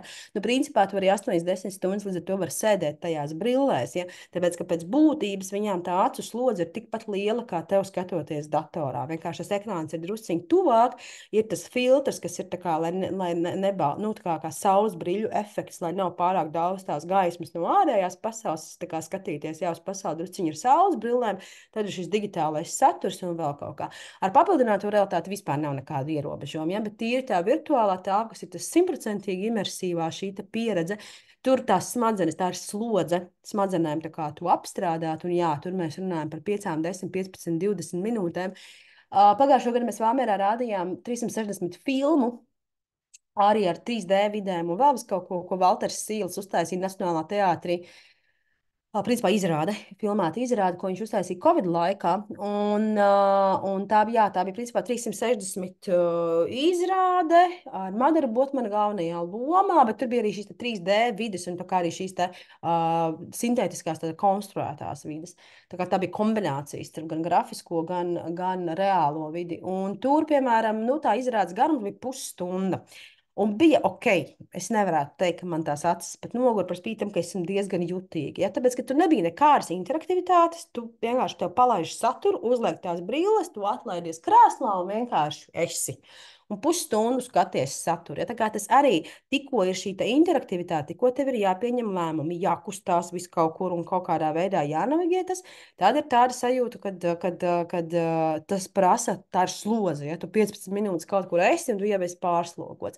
Lai tu vienkārši atlaidies un relaksējies un baudi saturu vai klausies stāstu vai vēl kaut ko, tad tā pilnīgi mierīgi var būt arī pusstunda. Tā kā tur ir nianses, kas tā kā nosaka šos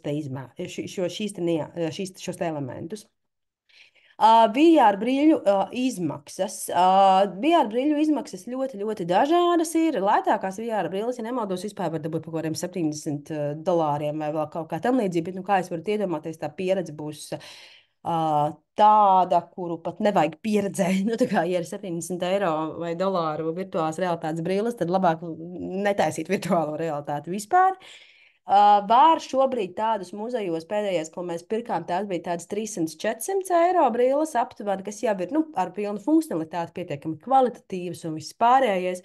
Nu, tās augstākais gals, protams, jau ir 800 000 eiro un tā kaut kā līdzīga. Viņam tās cenu gradācijas līdzīgi kā datoriem iet līdzi arī. Un tad tur ir visi tie aksesuāri, ja, tās pultis, un var ar pultīm un bez pultīm, un šie galvas turētāji, un austiņas, un ārējās austiņas, un brillēs iebūvētās austiņas, un vēl kaut kādas lietas. Ja.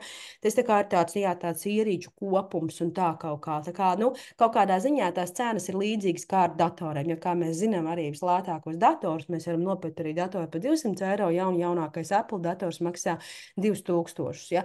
Tas ir atkarībā no tā, bet nu, ir kaut kāds limits, kurā tās lētās ierīces vienkārši vai nu ir tiešām super nefunkcionālas.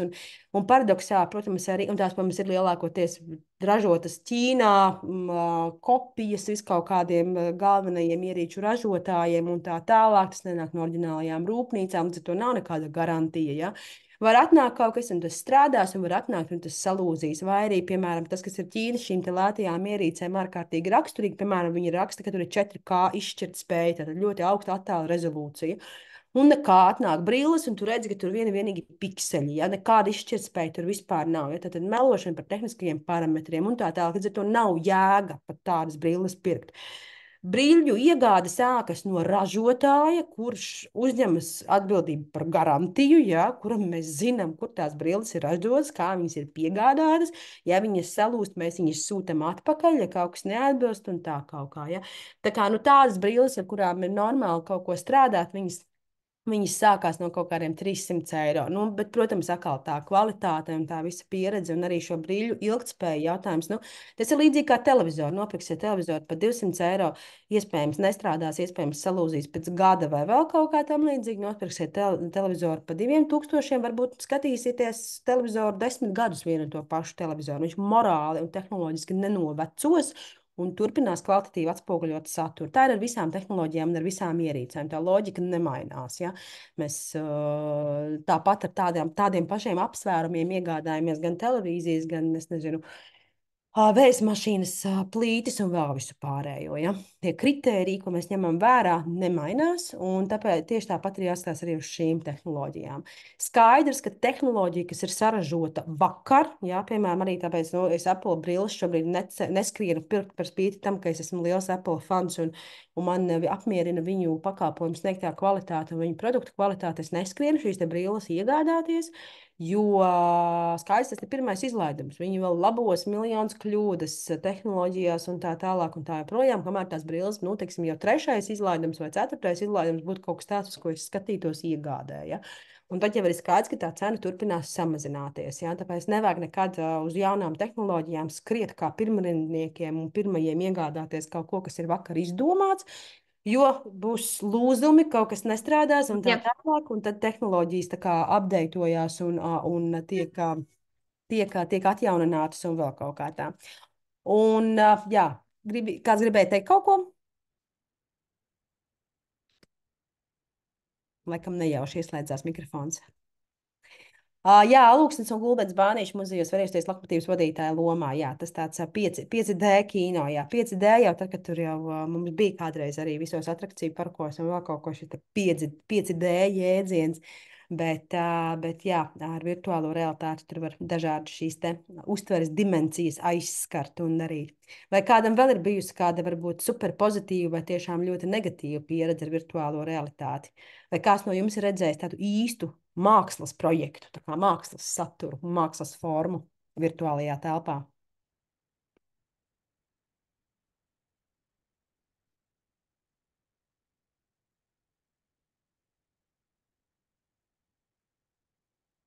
Visās, ka nav tik daudz šo te pieredžu, jā, tas kaut kādā ziņā ir klātesošs, bet varbūt nav vēl, kā saka, līdz visiem nonācis. Nu labi, ja vairāk varbūt jautājumu par šo te virtuālo realitāti nav, tad dosimies tālāk pie papildinātās realitātes. Un papildinātā realitāte tad tiek definēta kā mainīta realitātes forma, kurā datora ģenerēts saturs tiek burtiski uzlikts uz lietotāja īstās dzīves skata, proti digitāli elementi papildina fizisko vidi. Un tie galvenās tās papildinātās realitātes īpašības ir reālās un virtuālās pasaules kombinācija. Tātad, ja kā jau es minēju, šie te pārklājumi miedarbojas, ir šī te miedarbība reālajā laikā. Es šeit šobrīd redzu šo māju, un šajā brīdī man uz šīs mājas parādās šis te saturs vai šis te elements, vai ir pieejams šis te stāstījums. Un precīzi reālu un virtuālu objektu 3D fiksācija. Tātad tas ir arī tāds, ka mums ir šīs 3D elementi, kurus mēs varam kombinēt gan fiziskā, gan digitālā vidē. Un jā, šī tehnoloģija ļauj papildināt šo reālo dzīves skatu ar digitālo pārklājumu. Tātad šis digitālais pārklājums var būt jebkas. Tātad tā var būt video, tas var būt audio, tās var būt grafiskais saturs, infografikas, es nezinu, kas tik vēl ne, animācijas un tā tālāk. Un tad ir dažādi veidi, kā šī papildinātā realitāte strādā. Tas ir tas, kā mēs iziesim šodien cauri. Kādi ir šie papildinātās realitātes veidi, kā tas tīri tehniski strādā. Un var izmantot dažādas ierīces, ja, kas ir jau pieejamas dažādās brillēs, un var izmantot tātad ar telefonu palīdzību, kas ir vai nu speciāli šim te nolūkam sagatavots telefons, vai tas ir jebkura mūsu jau rokās esošais vietālrunis, kurā tiek lejupielādēta aplikācija, kas atpazīst papildinātās realitātes saturu. Bet šis te nepieciešamība pēc aplikācijas, tad pēc lietotnes, caur kuru mēs šo saturu apgūstam, tā arī ir kaut kādā ziņā lieta, kas varētu mainīties tuvākajā laikā jau. Jo, principā, tāds ir arī solījums gan no Apple, gan no Samsunga, ka jau mūsu kamerās būs ieprogrammēti šie te grafiskā koda atpazīšanas sistēmas, līdzīgi kā šobrīd Android lietotājiem ir vajadzīga lietotne, lai noskanētu QR kodu. Jūs attaisat lietotni un noskanējat QR kodu. Apple lietotājiem nevajag lietotni. Es vienkārši attaisu kameru, uzreiz noskanēju kodu un QR kodu viņš jau atpazīst. Ja? Un tā virzība ir arī tāda, ka šajos telefonos būs šīs grafisko kodu atpazīšanas sistēmas, kas ļaus atpazīt ne tikai un vienīgi QR kodus bez speciālu lietotņu palīdzības, bet arī ļaus strādāt ar papildināto realitāti, tad dažādi tipi šos kodus atpazīt, izmantojot kameras šo funkcionalitāti. Kā tas tieši strādās un kā tas būs, es nezinu, bet jau labu laiku ir tātad šīs lietas, pie kurām tehnoloģiju ražotāji strādā. Jaunajā iPhone es neesmu skatījusies, bet tur jau ir kaut kādas jau nākamā līmeņa šīs kameras. Tāpat tagad mums ir telefoni, tur ar 5 kamerām pat un vēl bez kaut ko vienmēr sekot. Nu jā, šīs kameru kvantitātes nav. Tādam ikdienas lietotājam tas viss ir pilnīgākais mārketinga triks, vienkārši, kam mums ir vajadzīgi telefoni ar 3 vai 4 vai 5 kamerām, kāds sakars, ja? Bet realitātē, ja cilvēks industrijā profesionāls strādā ar šīm lietām, tad gan tos telefonus vajag, ja? Jo ar šiem telefoniem tad attiecīgi šie dažādie kameras skati, tur var 3D vides gan fiksēt, gan likt tam, gan viņas noskenēt un tā tālāk, ka vienmēr sekot, nu tā kamera, tās daudzums iedod to iespēju šajā 3D telpā strādāt. Un gan veikt dažādus mērījumus, gan ievietot tur dažādus objektus, gan fiksēt dažādus tur skatu punktus un leņķus vienlaicīgi, ja?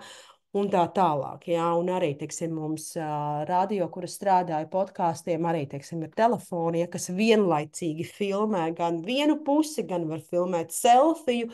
Tātad ir viena ierīce, kurai ir dažādi šie skati, un tu vari jau dabūt divus materiālus vienlaicīgi ierakstot. Ne tikai izvēloties pagriezt kameru vai pa labi vai pa kreisi, bet vienlaicīgi ierakstīt savu pašportreta fiksāciju un apkārtējās vides fiksāciju. Ja šādu vienu telefonu noliekot pa vidu, ja jau var ierakstīt interviju, kur ir redzams gan intervētājs, gan viņa sarunu partneris. Ja.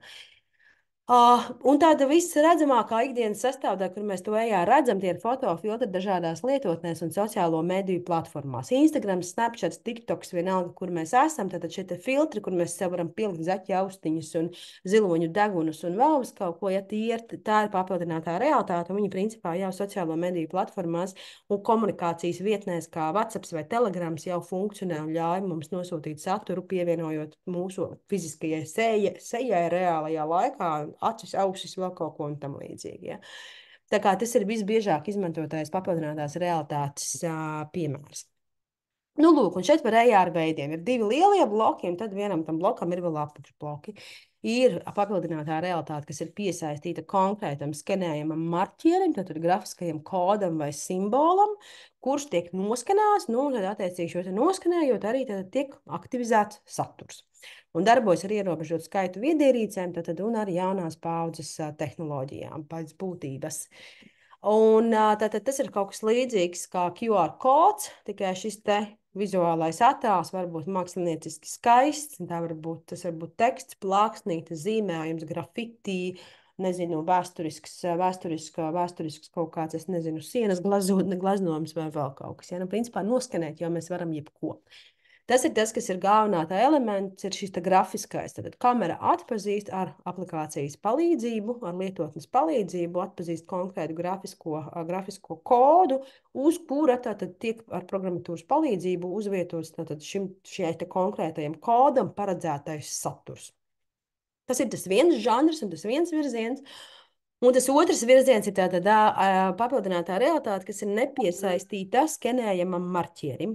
Un risinājums darbojas kombinējot jebkurā telefonā iebūvētās tehnoloģijas, kamera, GPS, akselerometrus un tā tālāk ar papildinātās realitātes programmatūru. Ja? Tātad, principā, šis ir kaut kas tāds arī šeit, tad pie pirmā žanra arī mūsu telefonos ir iebūvēts iekšā tātad grafiskā koda atpazīšanas nosacījumi, ja, un mēs pareizi izpildot šos nosacījumus varam saprogrammēt lietotnes un izveidot saturu, kuru mūsu telefons atpazīst. Ja. Un tāpēc arī, kā jau minēju, ar Samsungiem, āboliem un populārajiem telefoniem nav nekādu problēmu. Tāpēc tur ir pilnīgi viss skaidrs. Programmētājs paskatās tehniskos nosacījumus un zina perfekti, kas ir jādara. Ja, ja tas ir kaut kāds made in China, dīvainas konfigurācijas, Androids vai vēl kaut kā, tad tur varētu būt problēmas, ka vienkārši nav pieejama informācija, kā ir jāsagatavo saturs, lai varētu šo telefonu vispār šo saturu palaist. Un ir papildinātā realitāte, kas ir nepiesaistīta šim skenējumam marķierim, kas arī izmanto jau telefonā esošas tehnoloģijas. Un ir kaut kādā ziņā, nu, tā vismaz agrāk tādā ziņā, piemēram, tas GPS kombinācija ar kameru bija diezgan droša un jau visiem telefoniem pieejama. Bet arī tam pašam Huawei, kas ir ļoti populārs telefons Latvijā, piemēram, tajā brīdī, kad Huawei izgāja no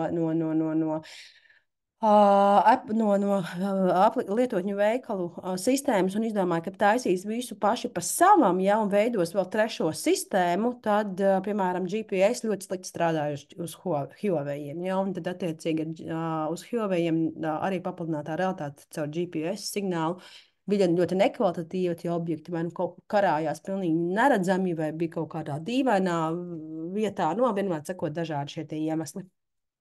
Un tā. Un tad ir šie te nepiesaistīto marķieru, proti nepiesaistītās papildinātās realitātes šie te žanri, tad piesaista veido nevis grafiskais simbols, bet vai nu lokācija, tātad GPS koordinātas, vai projekcijai attiecīgi ir veidi, kā to darīt, vai pārklājuma, tātad overlay papildinātā realitāte, vai uz kontūrām balstīs. Tad tā loģika ir tāda, ka vienkārši tas telefons ar viņam pieejamām tehnoloģijām, kas ir iebūvēts iekšā šajā telefonā, atpazīst dažādus kontekstus, uz kuriem viņš zina, kad ir jāuzliek konkrēts šim kontekstam paredzētais saturs. Ja? Tātad analizējot vidi, analizējot faktūras, nezinu, kaut kādu telpu, lokāciju vai vēl kaut ko tādu. Tad šeit arī vizuāli attēlos, tātad jā, marķieris, projekcija, lokācija, pārklājums un kontūra. Ja tā ir pieci atslēgu vārdi, kas raksturo to, kā vispār var strādāt papildinātā realitāte. Un tātad viss vienkāršākais un tāds droši vien arī redzētākais veids ir šis te papildinātā realitāte, kas ir piesaistīta marķierim, kur ir attiecīgi šis 2D, 3D, šie elementi, un kurus mēs varam likt uz vietas, tad telefonā mēs noskanējam marķieri, kas mums nāk caur kaut kādu konkrētu lietotni, un mēs redzam šo saturu, kas ir pārklāts šī fiziskajai videi, ko mēs redzam. Ja? Tas ir tāds QR koda nākamais attīstības solis. Jo QR kods ir tomēr ar savām kaut kādām limitācijām un vēl kaut ko, bet papildinātā realitāte daudz organiskāk iekļaujas vidē, ja mēs varam skaisti to visu nodizainēt ekspozīcijās. Ja nevis viens maziņš kaut kāds melns kvadrātiņš, ja, bet mēs varam šo papildināto realitāti uztaisīt tādu ļoti iekļautu ja, tajā vidē, un tajā visā tas ir interesantāks un skaistāks formas, ar kurām strādāt. QR kods ir tāds brutāls. Noskanējam, te lūk, ir saturs, ja, bet mēs viņu nevaram ar viņu miedarboties. Viņš stāv tur, kur viņš stāv. Kur ir tas QR kods, mēs nospiežam to saiti un mūs aizved kaut kur citur. No, vienā sakot, QR kods ir tas, kurš ved uz kaut kurieni. Ja? Papildinātā realitātē tā ideja ir tāda, ka tev uzreiz tas saturs ir pieejams. Ja tu noskanē šo te marķieru un tev uzreiz ir šis pārklājums, tev nav nekas papildus jāspiež, nav jāiet prom no tās lietotnes, kur tu esi un tā tālāk. Tas viss ir vienā risinājumā iekšā. Ja? Tā kā, protams, ka lētā versija ir domāta par QR kodiem, bet tāda foršā versija un tiešām tāda izstrādāta versija ir tā papildinātā realitāte. Bet bieži vien, ap citu, mēs arī esam ar klientiem un ar partneriem nonākuši pie tā, ka tā papildinātā realitāte, un tā, protams, ir daudz dārgāka nekā QR kods. QR kodus mēs visi varam saģenerēt bez maksas, izdrukāt un viņos piesaistīt linku, kas aizved uz mūsu mājaslapu vai vēl kaut ko tādu, vai parāda kaut kādu video vai audio saturu, kas glabājas uz mūsu servera. Bet līdz ar to, ja tas ir audio gids, vai tas ir links uz manu mājaslapu, vai vēl kaut ko, vai tā ir bildīte, es nezinu, karte, piemēram, kaut kādam standam, vai vēl kaut kas, tad ar QR kodiem viss lēti, ātri, vienkārši. Bet, ja tā ir pieredze, ja tā ir jau stāstniecība, ja tur jau ir tas viss daudz nostrādātāks un tā tiešām ir tāda izstrādāta lieta, tad ir jēga ieguldīties tajā papildinātajā realitātē, jo tas būs daudz vizuāli interesantāk, būs daudz lielāka šī funkcionalitāte, kā mēs varēsim ar šo te saturu strādāt, kur mēs viņu varam vidē novietot, ja, un tā tālāk, kā mēs viņu varam salāgot, jo tur jau tas tā maģija tajā ir tas, ka tu noskanē šo te kodu un, piemēram, cilvēks tavā augumā stāv tev blakām, ja 3D versijā un sāk ar tevi sarunāties. Ja ar QR kodu mēs tādu efektu nevaram panākt, ja. Ar papildināto realitāti varam, ja. Vai arī, ka tieši tur tā sēkliņa, kas tur ir uz tās kartiņas, ka viņa izdīkstu, ja, un izaug no tās kartiņas, piemēram, ja. Līdzīgi kā es jums rādītu Anatomija Next piemēru, ja ir vienkārši kartiņa ar zīmējumu, tu noskanēji to zīmējumu, tev tā galva izaug 3D modelī, un tu viņu redzi tur priekšā, ja to ar QR kodiem nevar izdarīt, ja. Vispār 3D saturs nav ar QR kodiem draudzīgs. 3D saturu mēs varam tikai ar papildināto realitāti radīt. Ja? Līdz ar to, jā, loģika kaut kādā ziņā, tas pielietojums, jā, nākamais solis aiz QR koda, bet daudz, daudz plašāks, draudzīgs 3D, organiskāk iekļaujas fiziskajā vidē, daudz interesantāka pieredze ar šiem skenējumiem elementiem, ko mēs varam salikt riņķī apkārt un tā tālāk. Un tad ir nepieciešama vairāki soļi. Principā tā visa informācija telefonā nonāk caur aktivizētu kameru, tātad attēlu apstrādi, marķieru izsakošana, un lai savienot kopā to ar kaut kādu datubāzi serveri, kur glabājas šies te saturs, kas tiek savienots kopā ar šo te kodu. Un jā, un tad, kā jau es minēju, tad vispopulārākais ir šie te filtri Instagramos, Snapchatos, TikTokos un citās, piemēram, arī spēlēs. Un tur jau tas pats princips. Ja grafiskais kods, kas tiek atpazīts, ir cilvēka seja, ja, un tad pēc tās austiņas pieaug tajā vietā, kur viņām ir jābūt, vai tas deguntiņš uzliekās, ja viņiem ir cilvēka mimikas parametri, un balstoties uz cilvēka mimikas parametriem un uz sejas struktūras, tad mēs varam uzlikt filtrus un radīt savam fiziskajam tēlam šo digitālā satura kaut kādu efektu. Un tad ir tie pārējie žanri, kas ir tātad lokācijai piesaistīts papildinātās realitātes elements. Tas nozīmē principā to, ka mēs aizejam uz lokāciju, kas ir konkrēta GPS koordināta, un tur mēs redzam saturu, ko mēs varam aktivizēt. Mēs arī esam ar telefonu, ar konkrētu lietotni, mēs aizejam uz šo saturu un varam tad aktivizēt audio, video, vēl kaut kas un tā tālāk. Arī satura formas visplašākās, bet tas iemesls, kāpēc mēs to saturu redzam, ir tas, ka mēs esam nonākuši konkrētajā lokācijā, mums ir šī lietotne telefonā, un tad viņa piedāvā mums šo saturu noskatīties tikai vienīgi tajā brīdī, kad mēs esam tajā fiziskajā vidē. Un, tas arī, teiksim, mēs tagad taisām arī instalācijas Valmierā. Mums ir jau 9 mākslas objekti, kas arī ir tātad GPS koordināts, tu aizēji konkrētā vidē, konkrētā vietā un ar telefonu redzi šīs te instalācijas, kā viņas izskatās konkrētajā telpā. Un te arī tas ir stāsts ne tikai par instalācijām un mākslas vidi. Šeit mēs varam veidot ekskursiju maršrutus un stāstīt par pilsētu, par vēl kaut ko. Šī ir arī ļoti pateicīga vieta sarunām par to, piemēram, nezinu, tur ir pilsētas kaut kāds tur attīstības plāns, vai nezinu, ko šajā laukumā būvēt, vai šeit labāk piestāv tornis vai kafejnīca vai kaut kas augsts vai zems vai kaut kas, es nezinu, modernajā arhitektūrā vai imitējot klasisku arhitektūru, ja, var ar šādu papildināto realitāti skatīties, kā tas izskatās. Ja? Nu, ko būtu, es nezinu, tur Rīgas centrā ielikt debesu skrāpī, ja? Teiksim, Doma laukumā uzcelt. Ja?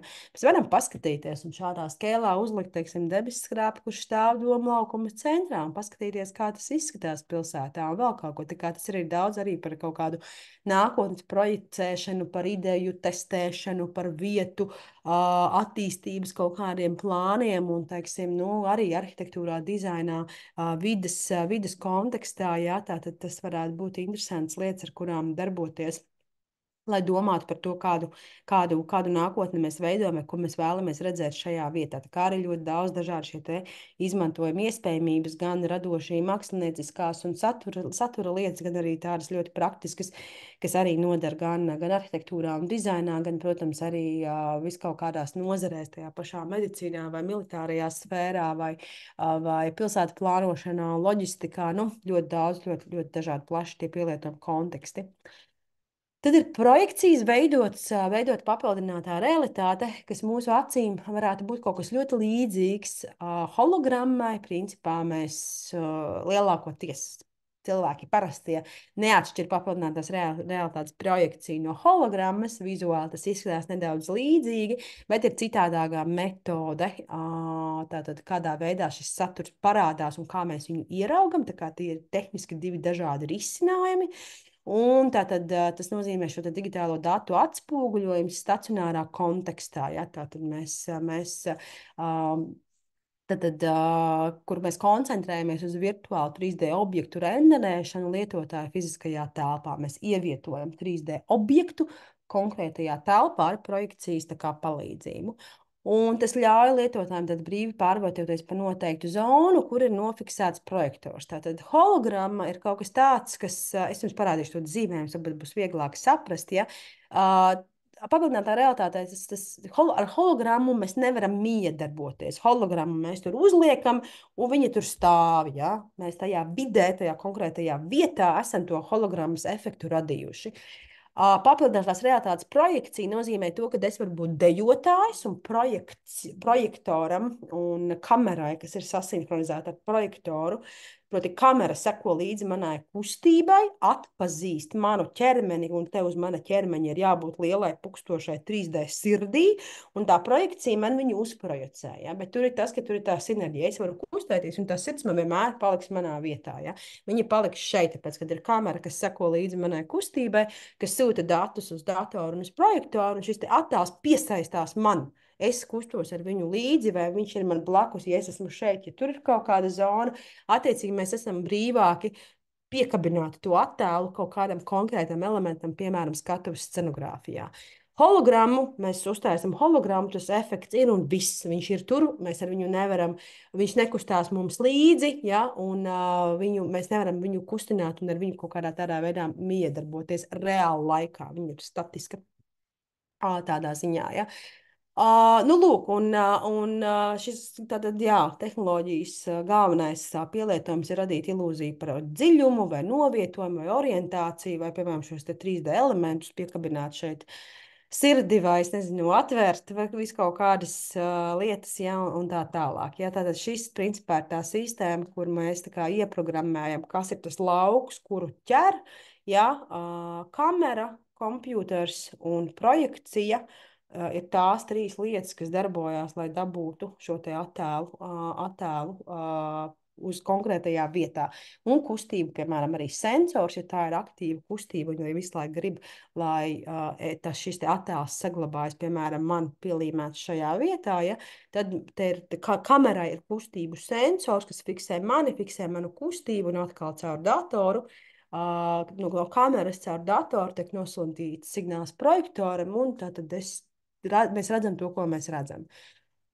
Jā, tad papildinātā realitāte ir digitāla informācija fiziskā reālā vidē, un hologramma ir pilnībā virtuāla. Tad hologramma ir kaut kas tāds, kas strādā arī pēc dažādiem principiem. Principā mums ir gaismas avots, tad vai tas ir lāzeris, vai tas ir video saturs, vai vēl kaut kas, kurš tiek likts caur šo sadalītāju, caur lēcu, vēl kaut ko. Tad ir šie atspūga efekti un vēl kaut kā. Nu, zinat, mēs mājās pat varam uztaisīt diezgan vienkārši ar telefoniem, ar vēl kaut ko tādas hologrammas dažādos izmēros. Ja? Ir hologramiskie stendi, hologrammas var veidot uz skatuves un tā tālāk. Arī, nezinu, Staru Rīga ir bijuši objekti, ja? Kas darbojās kā hologrammas un viss pārējais. Ja? Bet tur ir tas, ka viņš nav interaktīvs, viņš nekustās. Mēs varam vienkārši caur šīm te visām prizmām dabūt to 3D objektu tur stāvošu konkrētā vietā. Mēs varam viņu ianimēt, viņš var būt kustīgs, un tādā ziņā hologramma nav statiska, ja? Bet viņa nav tādā telpas ziņā kustība, viņa nav piesaistīta citiem telpā esošiem elementiem. Viņa ir pati par sevi, ja? Absolūti virtuāls objekts. Papildinātās realitātes projekcijā jau mēs varam veidot kaut kādu dinamiku, kaut kādu sasaisti ar fizisko vidi. Tad ir pārklājuma, tātad papildinātā realitāte. Tātad parasti šo veidu izmanto, lai aizstātu objekta sākotnējo skatu, ir atjaunināt šī objekta virtuālo attēlu, ko redz cilvēka acis. Tātad populārākie piemēri drēvis vai kādu mēbeli savā viesistabā. Ja? Tātad šeit mums ir arī diezgan jau plaši izmantots komercsektorā, ja, tātad piemērīt kaut ko, nezinu, Madara kosmetika mājaslapā, piemēram, mēs varam piemērīt uzacu toņus, un man liekas, tur bija kaut kādas vēl acu ēnas, lūpa toņus un uzacu toņus var piemērīt kaut kādiem atsevišķiem produktiem, viņiem ir šī te funkcionalitāte. Tu ieej Madaras kosmetika mājaslapā un vari šīs lietas piemērīt. Ja? Vai arī, man liekas, ka IKEA jau bija, ka tu vari to savu mēbeli ielikt tajā savā istabā un tā tālāk. Tad tu uzliec, ja tā tad šo te overlayu. Tātad papildus informāciju par šo te objektu var iedot vai par šī te objekta transformācijas iespējām un tā tālāk. Un tad ir uz kontūrām balstīta papildinātā realitāte, kas ir tradicionālākais piemērs, ir tas, ka viņas atpazīst kaut kādas konkrētas kontūras un, piemēram, mašīnas parkinga sensori aizmugurē, ja, kas mums rāda, kā mums navigēt un ekrāniņā, kā mums noparkot savu mašīnu, ja, arī jaunākās paudzes mašīnām.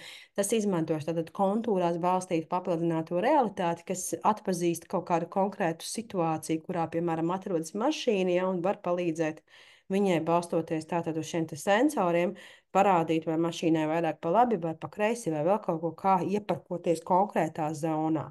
Ja, it īpaši, piemēram, un tas ir tas kontūru atpazīstamības moments, ka tai mašīnai tur ir tas sensors un tā kamera, un mēs priekšā redzam gan to reālo skatu, kā izskatās tā aizmugure mums no kameras, gan arī tās kontūras, kas, piemēram, iezīmē reāli laikā, tad kā mums ir jāiegroza mašīna, lai atpakaļ gaitā noparkotos. Ja? Arī ar šādiem te kontūru kaut kādām lietām, nezinu, piemēram, arī visādām kartēm un vēl bez kaut ko var skatīties šajā žanrā. Te ir arī tie visi veidi ir iespējami, pieejami. Visos telefonos jau atpazīstamas lietas, tas vairāk par to kontekstu. Ja? Un tad ir atkal svarīga tā savietojamība ar to tehnoloģiju, vai mums ir displejs, vai mums ir 3D displejs, vai mums ir šīs te gudrās brilles, ja? Vai mums ir telefons. Ja? Tātad rokās turama kaut kāda tehnoloģija, un izējot no tās tehnoloģijas, kas mums ir arī pieejams tas papildinātās realitātes veids, ja? Tātad, kuru mēs varam izmantot, lai šo te saturu atspoguļotu. Jā, bet galvenais to ideju droši vien, ka no šī saprast, ko tad tas telefons atpazīst, ja? Kas ir tas saturs, ko viņš atpazīst, lai zinātu, kā tur likt pa virsmu šo te digitālā satura pārklājumu. Tā kā tās ir tās pamatlietas kontekstā ar papildināto realitāti. Tagad es gribētu paņemt pauzīti 14:00, un mums ir plānā 10 vai 15 minūtes pauzīte. Plānā 10 minūtes. 10 minūtītes. Labi, tad 10 minūtītes izlokam kāju un padzeramies, un tad tiekamies atpakaļ jau pavisam drīz.